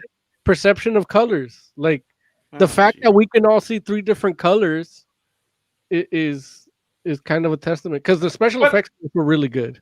But I get For no. a B movie, yeah. I guess what I'm saying is none of us looked at the color and was like, I don't know how to describe that. we all saw a color Yeah. that we recognized, is what I'm Right. saying. But if we had to make a witness statement, they wouldn't know what color it would be because of our yeah, because I mean, but that's how that always happens with eyewitnesses, where again the murderer out of space. but I just like, oh, like okay, and okay, I guess yeah, it's one of those things where that's the part of it that doesn't translate as well. But here's the thing: it could have. All they had to do was not show the color. Yeah, it's better that they showed it. I'm fine with them showing it. Say what? Yeah, that wouldn't have worked for me. How Yeah, could it not work? I like how it looked. I love the aesthetic of the movie and You everything. just don't show the color. You could show the person. Like you could literally show, like, there was a point in this joint which the joint. Oh, I'm sorry, I'm showing that. I didn't mean to show that. There's literally a point in this movie where things show in black and white. If every scene where that color shows is shown in black and white, it could have been whatever color that the people wanted to say or try to describe it, and it would have made more sense because they were like, "Damn, we should all see in black and white, so we don't know what color it was." No, I like what they did. Oh man, Me too. yeah. Look, y'all are not being imaginative enough. That would have made that would have been amazing because from a psychological perspective, we're like, "Damn, we don't know what color it is." If I want to be imaginative, I'll read a fucking book, not watch a fucking movie. All right. But what I'm saying is, at this point, we're arguing about what color it is. You're None of arguing. us are- I'm trying to rate it. No, but I'm saying none of us are like, it was like nothing we've ever seen before. Nobody said that. We're all like, it's pink. Nah, man, it's purple. Nah, man, it's like magenta. First of all, just the fact that you said magenta. Right. First, Huh? he said hot pink first. Okay, but still. I'm just saying, like, I feel like One. if they had showed it to us in black and white, then it would be like, dang, we don't know what color it is. And that would be like, psychologically, it would be kind of cool. Because it's like, now we're experiencing in a visual format what we would have been experiencing in a literary format. And that's amazing. That could only work if the entire film was in black and white. No, dude. In the same way, like the last scene of this joint, or like the second to last or third to last scene, literally went to black and white for no good reason. No, there was a good reason. What's the good reason? Everything was blowing up. Oh, dude, I'm gonna drop you from the stream. I swear to God, like that's such a bad reason. There's no good reason. Oh my God. But yeah, Larry, Mo, what do you rate it, Mo? I give it 4 amalgamizations of grotesque, formless shapes anthropomorphized into the worst fears out of 5. Makes sense. Jay, what would you rate it? I would give it a 3. Like Mhm. it's solid. Yeah, I'm gonna go with Jay. I give it a 3 too. It's solid enough to watch. It like there's definitely a lot of places where it could have been better for me, but at the same time, I enjoyed myself. I can't like if I told you I did not enjoy myself, I'd be lying to myself and to you, the good listener, and I won't do that. 3. Check it out. One of the things for me is that being an actual adaptation of Lovecraft work, it is the best I've seen. I can see that. Because every adaptation, even this movie, it's been adapted several times. Die Monster Die, The Curse, In the Tall Grass, it's kind of like this. But that's not even adaptation. But all the best Lovecraft stuff is the stuff that's not adapted, and it's Lovecraftian, know, Alien, The Is Void. Alien considered Lovecraftian? Yeah, that's Lovecraftian. That's straight up out of Lovecraft. all the wow. stuff with the engineers and everything. Like No, I guess that makes sense. Yeah. You're right. Like I never thought of it that way, but yeah, I think you're right. Like Even it the is way like- the engineers like make with the black goo like that, like it's just the thing about it is that it explains things to you, but it doesn't really. Like if you really think about it, it doesn't. It keeps you in the dark about it. but they but- don't talk about engineers and like the No, I know, but Oh. that's where it kind of once it does that. But yeah, that's Lovecraftian. That cosmic horror. Is yeah. the No, but thing. even in like Alien and Aliens, I can see the like undertones of it. Yeah, I just never thought of it in that way before. yeah. But I can see where you're coming from now that you kind of like mention it. So, yeah, Even like you think you look at like how Will went out through Stranger Things, yeah. and his family going through that with the mind, like it's the mind fear, you know, like that's you Oh yeah, see, no. Stranger Things definitely feels like Lovecraft yeah, or Lovecraft influence. yeah. Yeah. Okay. I already said what I would do. Okay, let's move on. Let's do some. Should we do the heavy metal minute? No, yeah, Heavy Metal Minute we're already past the tight 2 hours. we are past the fight too. Let's do the comic one. Heavy Metal Minute. If you want a Heavy Metal Minute, it'll be it. It actually should be premiering on YouTube in about 10 minutes. Just hit the subscribe button here. I did a video version of it, so instead of trying to put it on here for you, you'll have it on your feed. For You're gonna go off cam for a minute. all right, go. What? Like Jay just messed around and left us on our own? Yeah. What are we supposed to do now? Well, I'm gonna play the review music. Okay, go for it. Woo! Scary Comic book. review. Scary Comic book. Like review. Well, not like that, but like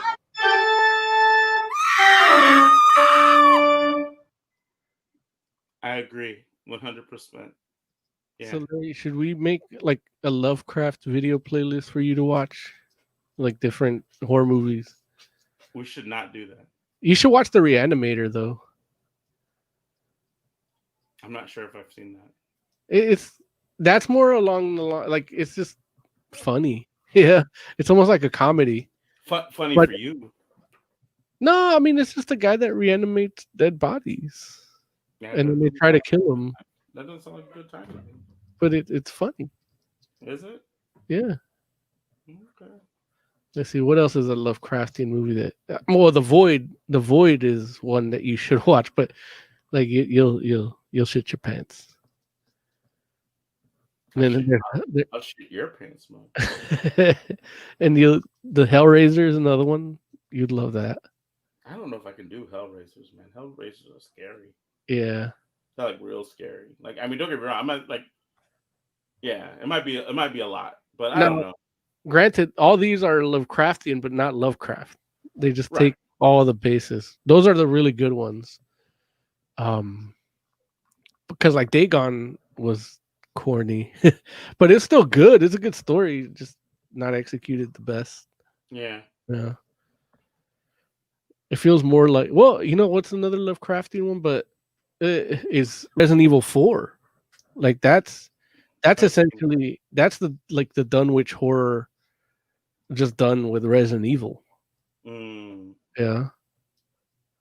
Yeah, I haven't seen 4. And then New Frontier, Justice League New Frontier. That's Lovecraftian. I saw Justice League New Frontier, didn't I? Yeah. That whole that calling from beneath the sea, it's minions into madness. That's all Lovecraft. That's the Call of Cthulhu with superheroes. Yeah. Yeah. New Frontier, I like. All right, Joe. Why don't you tell us about What- Frankenfran? Frankenfran. Okay. So Frankenfran is a horror manga by Katsuhisa Kitsu. And it's about a girl whose father is a doctor, and she's also a pretty accomplished doctor. And when people have issues, they come to her and she helps solve them. Like medical issues, she'll help solve them. So we start off volume one. The first story is called Brains, and a man's son, he's died, and he goes to a friend in order to see if he can be brought back to life. And she does so by connecting their two brains and kind of stitching them together. And it's pretty horrifying. And we actually find out that the father had the son killed on purpose, and now the new head knows that because he kind of has the memories. And I mean, it's not kind of though, right? Like, I mean, he remembers. right, yeah, like he does have the memories. Mhm. And yeah, like volume one, there's about 7 tales of healing gone wrong. Like they all end up with these horrific type twists, kind of. And a lot of times it's like pretty horrible, but pretty funny too. It's a good description. Right. Like they have the one story, cosmetic surgery, where friends in school and students keep going up to her and like asking for like cosmetic enhancements, and eventually people start like getting crazy with their requests. Like you have the two friends that end up being sewn together, that want to be sewn together, and you know at the end of it you see like everyone is like horribly mutated, and it's like it's kind of funny because she talks about like how you know they'll be okay, like they know what they want and they shouldn't have any regrets, but they're high schoolers. Like high schoolers are dumb. Mm-hmm. They're obviously gonna regret this later. So it's like pretty funny. And what did you guys think? I only really got to read the first one and Brains. And that one kind of encapsulated what this is going to be like. And I enjoyed it. I like that twist. Yeah. How you mentioned. But I really liked the art because it was kind of like, it was gruesome and detailed where it needed to be, but also lighthearted when it was fitting. And I think that little bit of dichotomy gives this overall story a good tone. Excuse me. And that's what I enjoyed about it the most was actually the little lightheartedness and grotesqueness. Yeah, where like those two things together made it an enjoyable experience for me. Right. Yeah, I mean, it's a wild story, just because it definitely doesn't like it. It takes like a couple of different like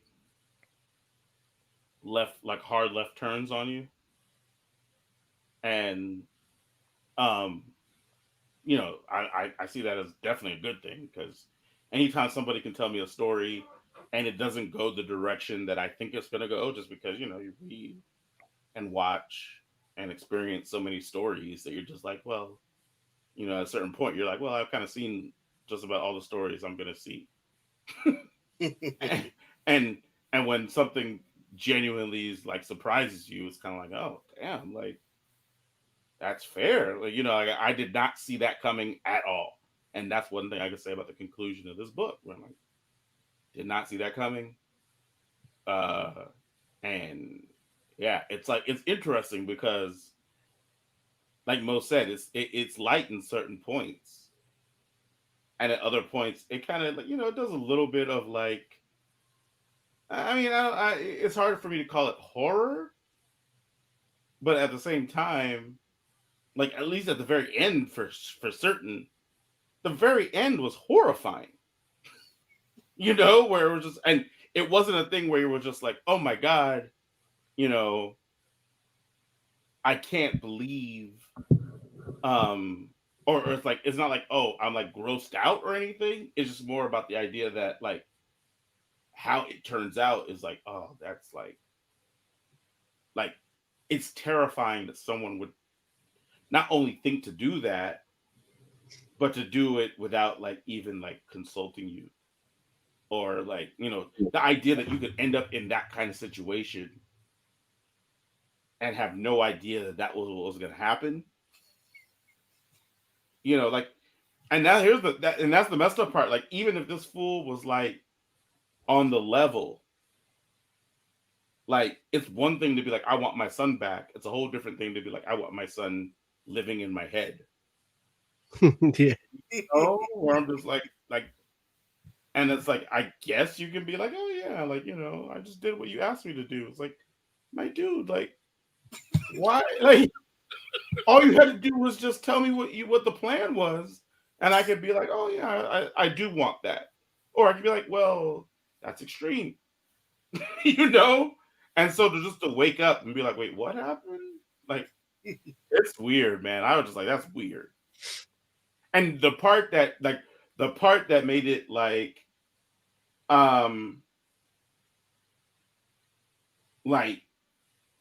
even more strange was the whole idea that it was like they put the modification in like the head so that it could like spin. Yeah. And But I'm just like, what? Like 270 degrees. yeah. So like basically this fool could like, my head can spin so that the face could turn around. And I'm just like, listen, I don't know that I want my head to be able to do that. And I'm just like, even if around every time, like you don't want to be walking backwards when the other head is in charge. no, well, here's my thing. How does that work? Like, it's my body. Do I get to relinquish control? Or is this like a test of wills? Like, is this a contest of wills every time? Like, I'm just like let's say let's say in control. How do you know? They say it. They say like he controls the body, but you can switch heads when talking. Yeah, that's messed up. It's messed up. Here's the other thing that creeped me out. So you got the dude who has his head on a cat, right? Which I'm like, he's fun. Yeah, he's funny. I mean, sure, but his head's on a cat. Then I'm like, wait a minute. Then we find out his body is still around, and his body does stuff independent of him being on the cat. And I'm like, well, how does that work? Does that mean he's just a passenger on the cat? And he's like making his body do stuff? Wait, was it his body? I thought so. Like the way they were talking. I'm pretty sure like Fran's body. No, the body didn't have a head on it. Right. Fran was just a head at that point. Her head was looking out the window. And when he says quit lollygagging, the body picks up the head and puts it on. Oh, that was Fran's head? Yeah. In the lab coat? In the lab coat? Yeah. I didn't realize that was her head. Wait, so... But then Like, why is it? Why would she take her head off? Oh, she wanted to look out the window. Oh, that's weird. I didn't real. I thought that was his head, but Yeah, no, her. yeah, that makes sense. That makes more sense at least. But even still, it's like, how is she doing that? She's just talented, Oh, and I think I could bring that up.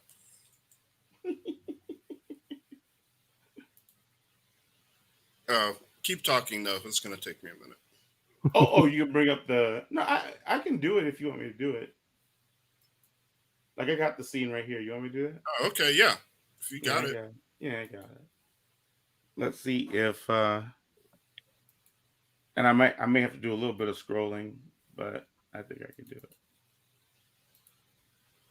Y'all seeing that? Yeah. Okay. I'll make it See, big. her head is on the pillow, and then the body goes and picks up the head. I thought that was on. yeah. No, you're right. I thought that was his body, and I was like, I don't even understand how that works. But I don't understand how it works even with her. It makes more sense with her. But you know, I'm just tripping out now because I'm like, this guy's very content on just a cat body. He actually prefers it. Like he actually does have a bodysuit for when he goes out. But yeah, he actually prefers being in a cat, being just the cat head. Why does he prefer that? I guess he's just used to it. Like sometimes you find things suit you.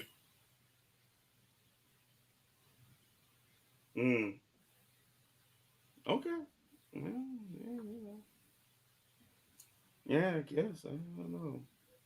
I mean, I've never been on a cat body, so you know, I don't know. Maybe if I was, maybe I would find that yeah, this is better, but I doubt it.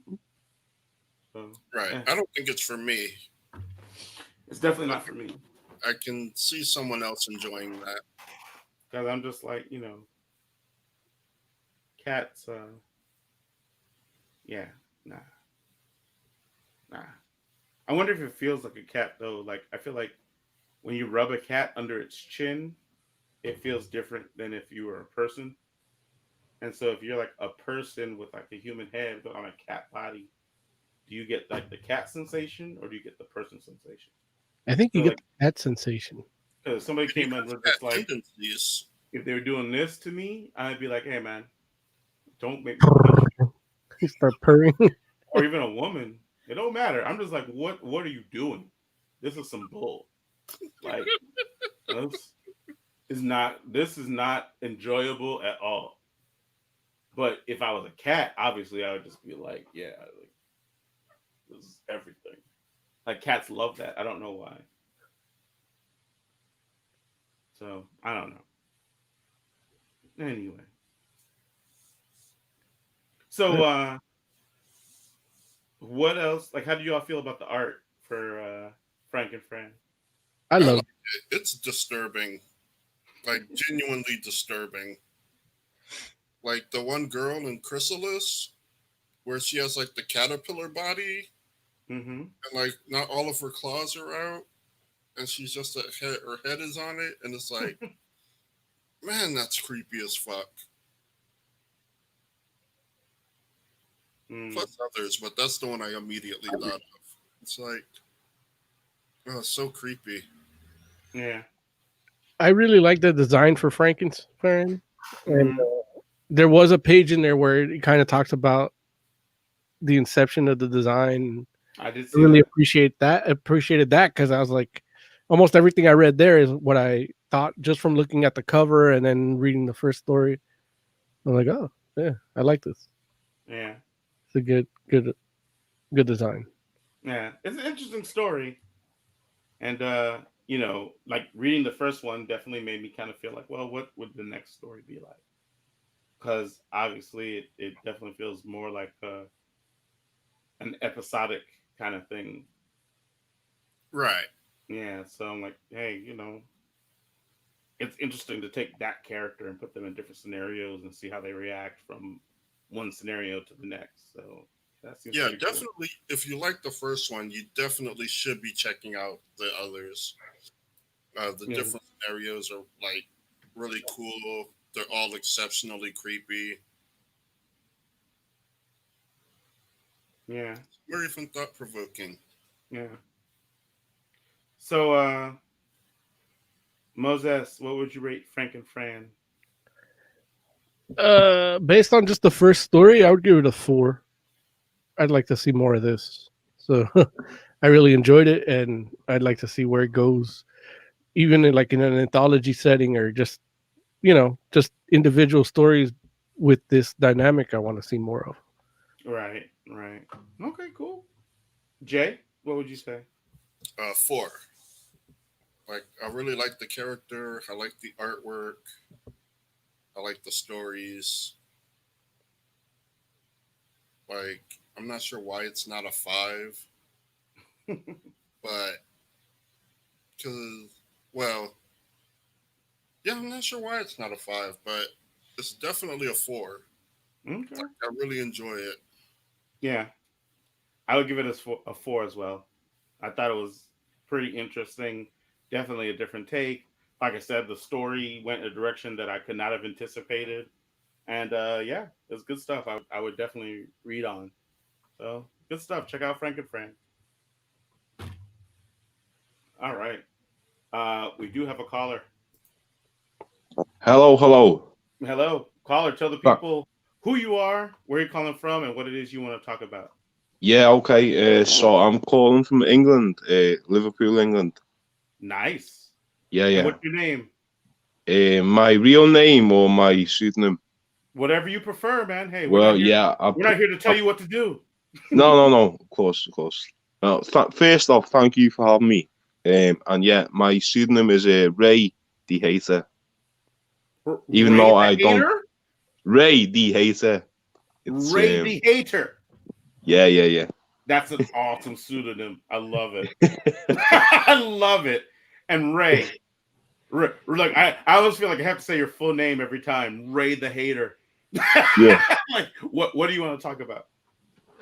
Well, I'm just basically, I'll be straight up with you. I searched on the way you've got the let me get my breath. Yeah, take your time, Ray. Look, real quick, Yeah, Ray. yeah. What time is it in Liverpool, England, right now?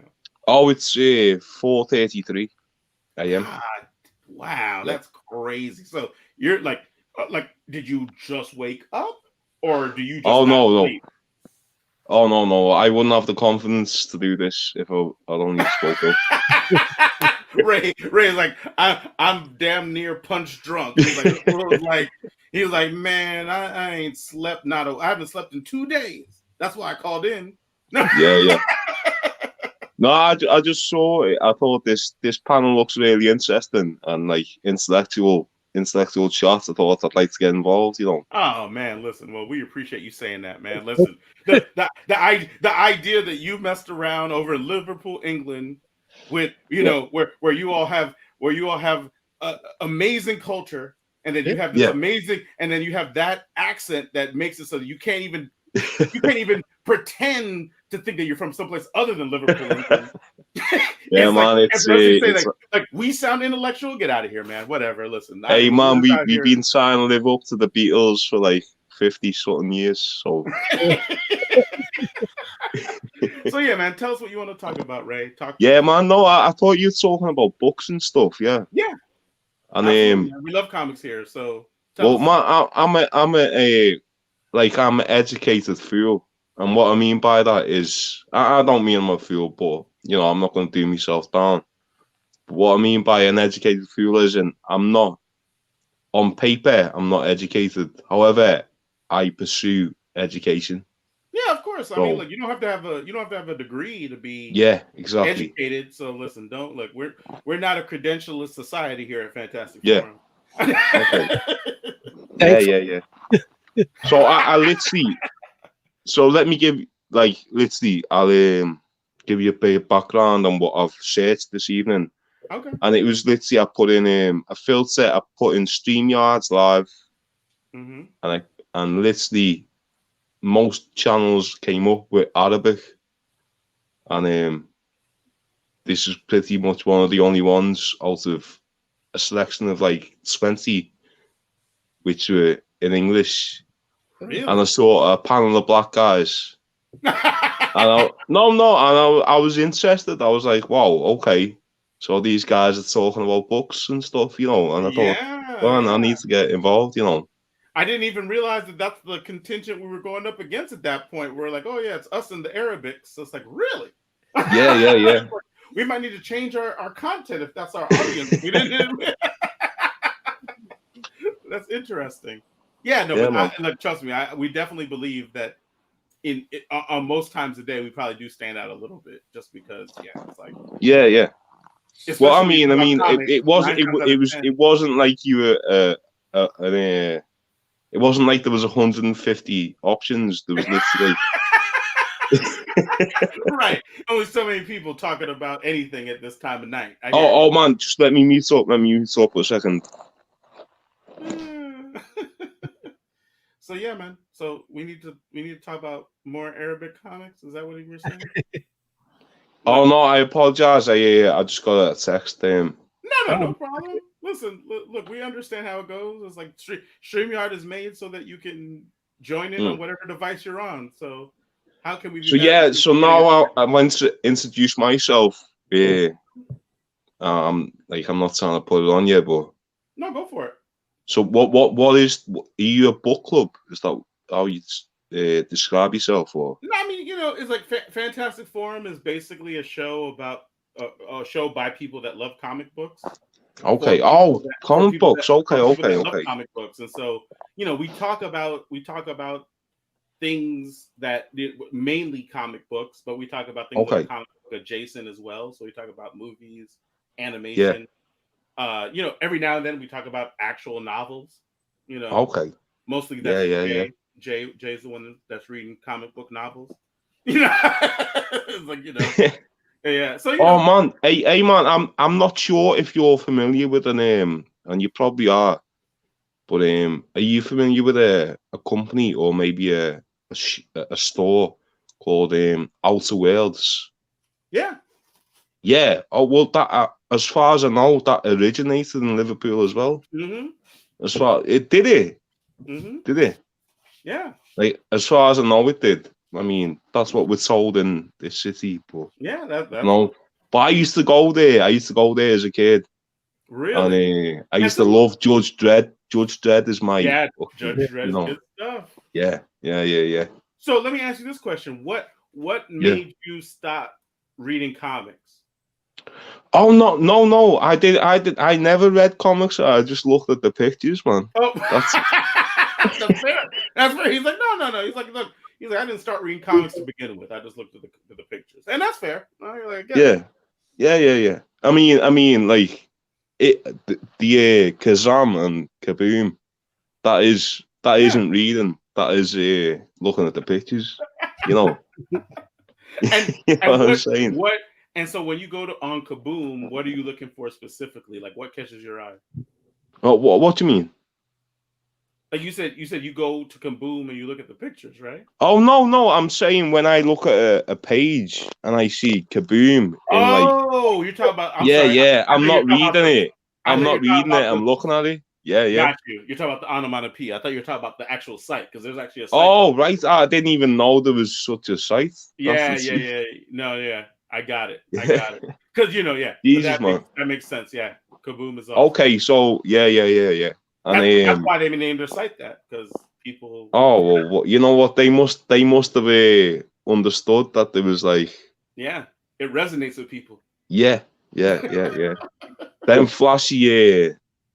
What's the word I'm after? But I did do graphic arts in school. Okay. As a kid, like we're talking like 11 to like 15, that sort of age. So then, right now, you know, as an adult, when you like decide to interact with Yeah. superheroes, that's primarily happening what, like in Oh movies no, and I television? despise middle-aged men who are into, you know, a fancy land. I despise them. Wait, so, that was English sarcasm, by the way.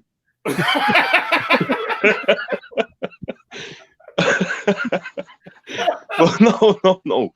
On a serious note, I'm just talking like, you know, obviously you can talk about like, you know, what comes to mind is like the 1960s Batman with all that 60s jazz, that 60s flair, you know. Yeah. And Technicolor, shall we say? Yeah. I don't know. Classic Yeah, stuff, man. Yeah, man. I'm literally very uneducated about. I thought this was a comic. I thought this was a book club, not a comic book club. Oh, So I'm just winging it.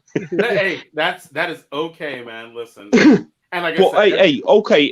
Here's a thought that's just came to mind. uh-huh. Here's a thought that's just came to mind. And I like, okay, hear me out. You know where Roald Dahl, yeah? Yeah. Yeah. Are you familiar with his work? Yes. Would you say he's probably one of the original comic book artists? Because, and not just him, we're talking Quentin Blake as well. Is that a fair assessment, or is that a stretch? I mean, Well, you'd have to be familiar with him to be able to. So, I mean, like, he's a controversial, for want of a better word, lyricist, Mm-hmm. and he's I don't know if. Okay, and he's also he's got a sidekick, Quentin Blake, who does quite controversial illustrations. but I just thought, I don't know. I mean, is his stuff usually accompanied? oh no. He's literally I don't know if he's very big in the States. I think he's probably not very big in the States at all. No, No, I But he, go ahead, Ron. No, he's pretty big, but here Yeah. we consume his movies based on his stuff. Like what is it? Charlie and the Chocolate Factory and James and the Giant Yeah. Peach and all those. But what you're saying about him kind of being like a comic book with Quentin Quentin Blake, yeah. it is a lot, you know, he would write the story and Quentin would draw it, and that style adds to the written word that he does in a way that comics would do. So I can see why it's a kinetic story. But and it's like it's the same as comic books, I suppose. It's a kinetic quality to the story. Yeah, you've got the obvious the illustrations. Yeah, in comic books. That was the only thing I was gonna say. Where it's like, the singular illustrations, more like a children's book, but not even like a children's book, because it's they're it's definitely more not like a children's novel books. that happens to have illustrations periodically, right? Yeah. No. I mean, listen, because I thought I was coming on here and I didn't realize it was about comic books, to be honest. No, that is okay. Yeah, especially considering that by the time you, well, no, I guess technically when you came on, we very well may or may not have been talking about comic book. We might have been talking about a movie. And, you know, we go deep into either one, so it would listen. I take it as a pride. I think. Yeah. or novels, I guess is the better way to say it, because on this show we think of comics as literature as well, but Oh, of course, they definitely are. It's different flavors of the same art, really. Right. I'd say, like, even a painting is a comic book, isn't it? Yeah. You know, And I mean, you could definitely think of it as such, especially depending, in this day and age, it's like a painting. it might the subtext might not be so explicit, Yeah. Right. but it's still there, Mhm. and you might have to look a bit harder. There might not be a kapow, but there's still a kapow. Yeah, you feel the kapow instead of See, like, You know what I mean? listen, for not necessarily having a credential, man, you get pretty deep. Mm. Yeah, man. Listen, man. I'm a thinker. Well, that's all that matters. Yeah. Hey, well, it's nice to meet you all. You all seem cool guys, so nice Hey. one. We appreciate you calling in, Ray. Ray the hater. Ain't no hater. It's a pseudonym, And you know how it was made? Do you want to know? Yeah, tell us. Because I'm like Atom Man. I know about Atom Man. I'm like Atom Man. I looked at a radiator and I thought, you know what? I hate that. Because it was the middle of summer. So I became Radiator. Radiator. I love it. Well, hey, listen. Anytime you want to call in, you feel free. You're listening to the show. Well, no, You have hey, if you don't mind, I'll just chill until I annoy you and you hate me. So if you don't mind, I'll just chill out for a bit. Yeah, No, okay. You're welcome. You're more than welcome to chill out. Yeah. I love swapping ideas with people with a brain. It's very rare on YouTube, especially. So respect to all 3 years, guys. Thanks, one. We will take the compliment. We will take the compliment. I wasn't prepared for this today. I know. There it is. Look, reaching all the way out to Liverpool. I love it. Yeah. I love it. Yeah, man. So gents, what else do we have on the agenda before we get out of here? I think that's it, man. like that makes sense. That makes sense. Yeah. We all can't be up until 4:30 in the morning. Hey, listen, once you make your money, once you make your money, you can do what you want. Hey, you're absolutely listen. I'm talking like I'm like you, Radiator. Yeah, I'm talking like I'm fucking loaded. Yeah, okay, guys, listen, can I just say full respect to all 3 years. Hang out, because what we're gonna do. Oh, okay. I thought you were about to cut off. No, we are about to cut off, but what we normally do is we play our closing music and we get final thoughts. We get final thoughts from everybody. Cool. And since you're here, we would love to get some final thoughts from you. So, let's cool, man. Yeah. Let's go ahead and hit that, and there we go. Radiator, ladies and gentlemen, Radiator, give us some final thoughts, buddy. Well, you want to do? Whatever you want to say, it's up to you. Yeah. Okay. It doesn't have to be profound. It can just be well, or maybe you have something you want to plug. Maybe you. No, I'm not. Listen. I'm very English. We don't we don't tend to. Listen, we all live in America, man. Polite society died, like I want to say. Yeah, like, well, 8 years ago. It's okay. Man. You can do whatever you want, man. If you want to just like no, right on polite the show, society died with Trump. Let's say that, yeah. Well, let's not like a political. Yeah, no, we wouldn't like that. Yeah. Anyway. We love that. All right. Oh, my closing statement would be fuck Trump. Big up Biden. We will take it. Thank you, brother. Yeah. All right. Thank you very much, guys. You've been a good time. Cheers. No worries. Have a good one.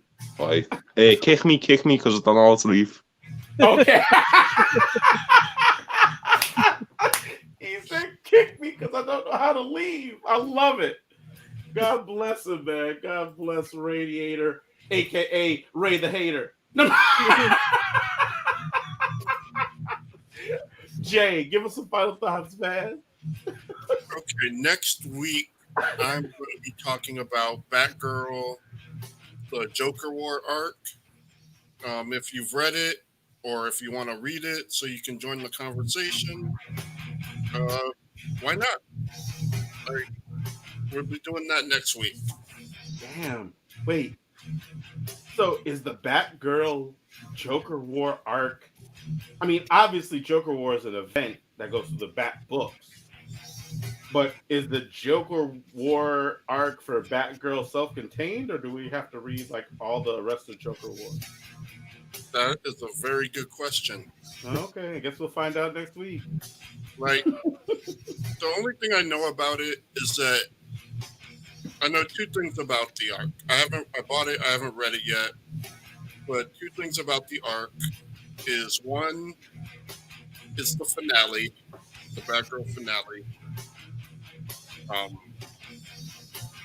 And two, it's got every Batgirl in it. Oh, jeez. Wow.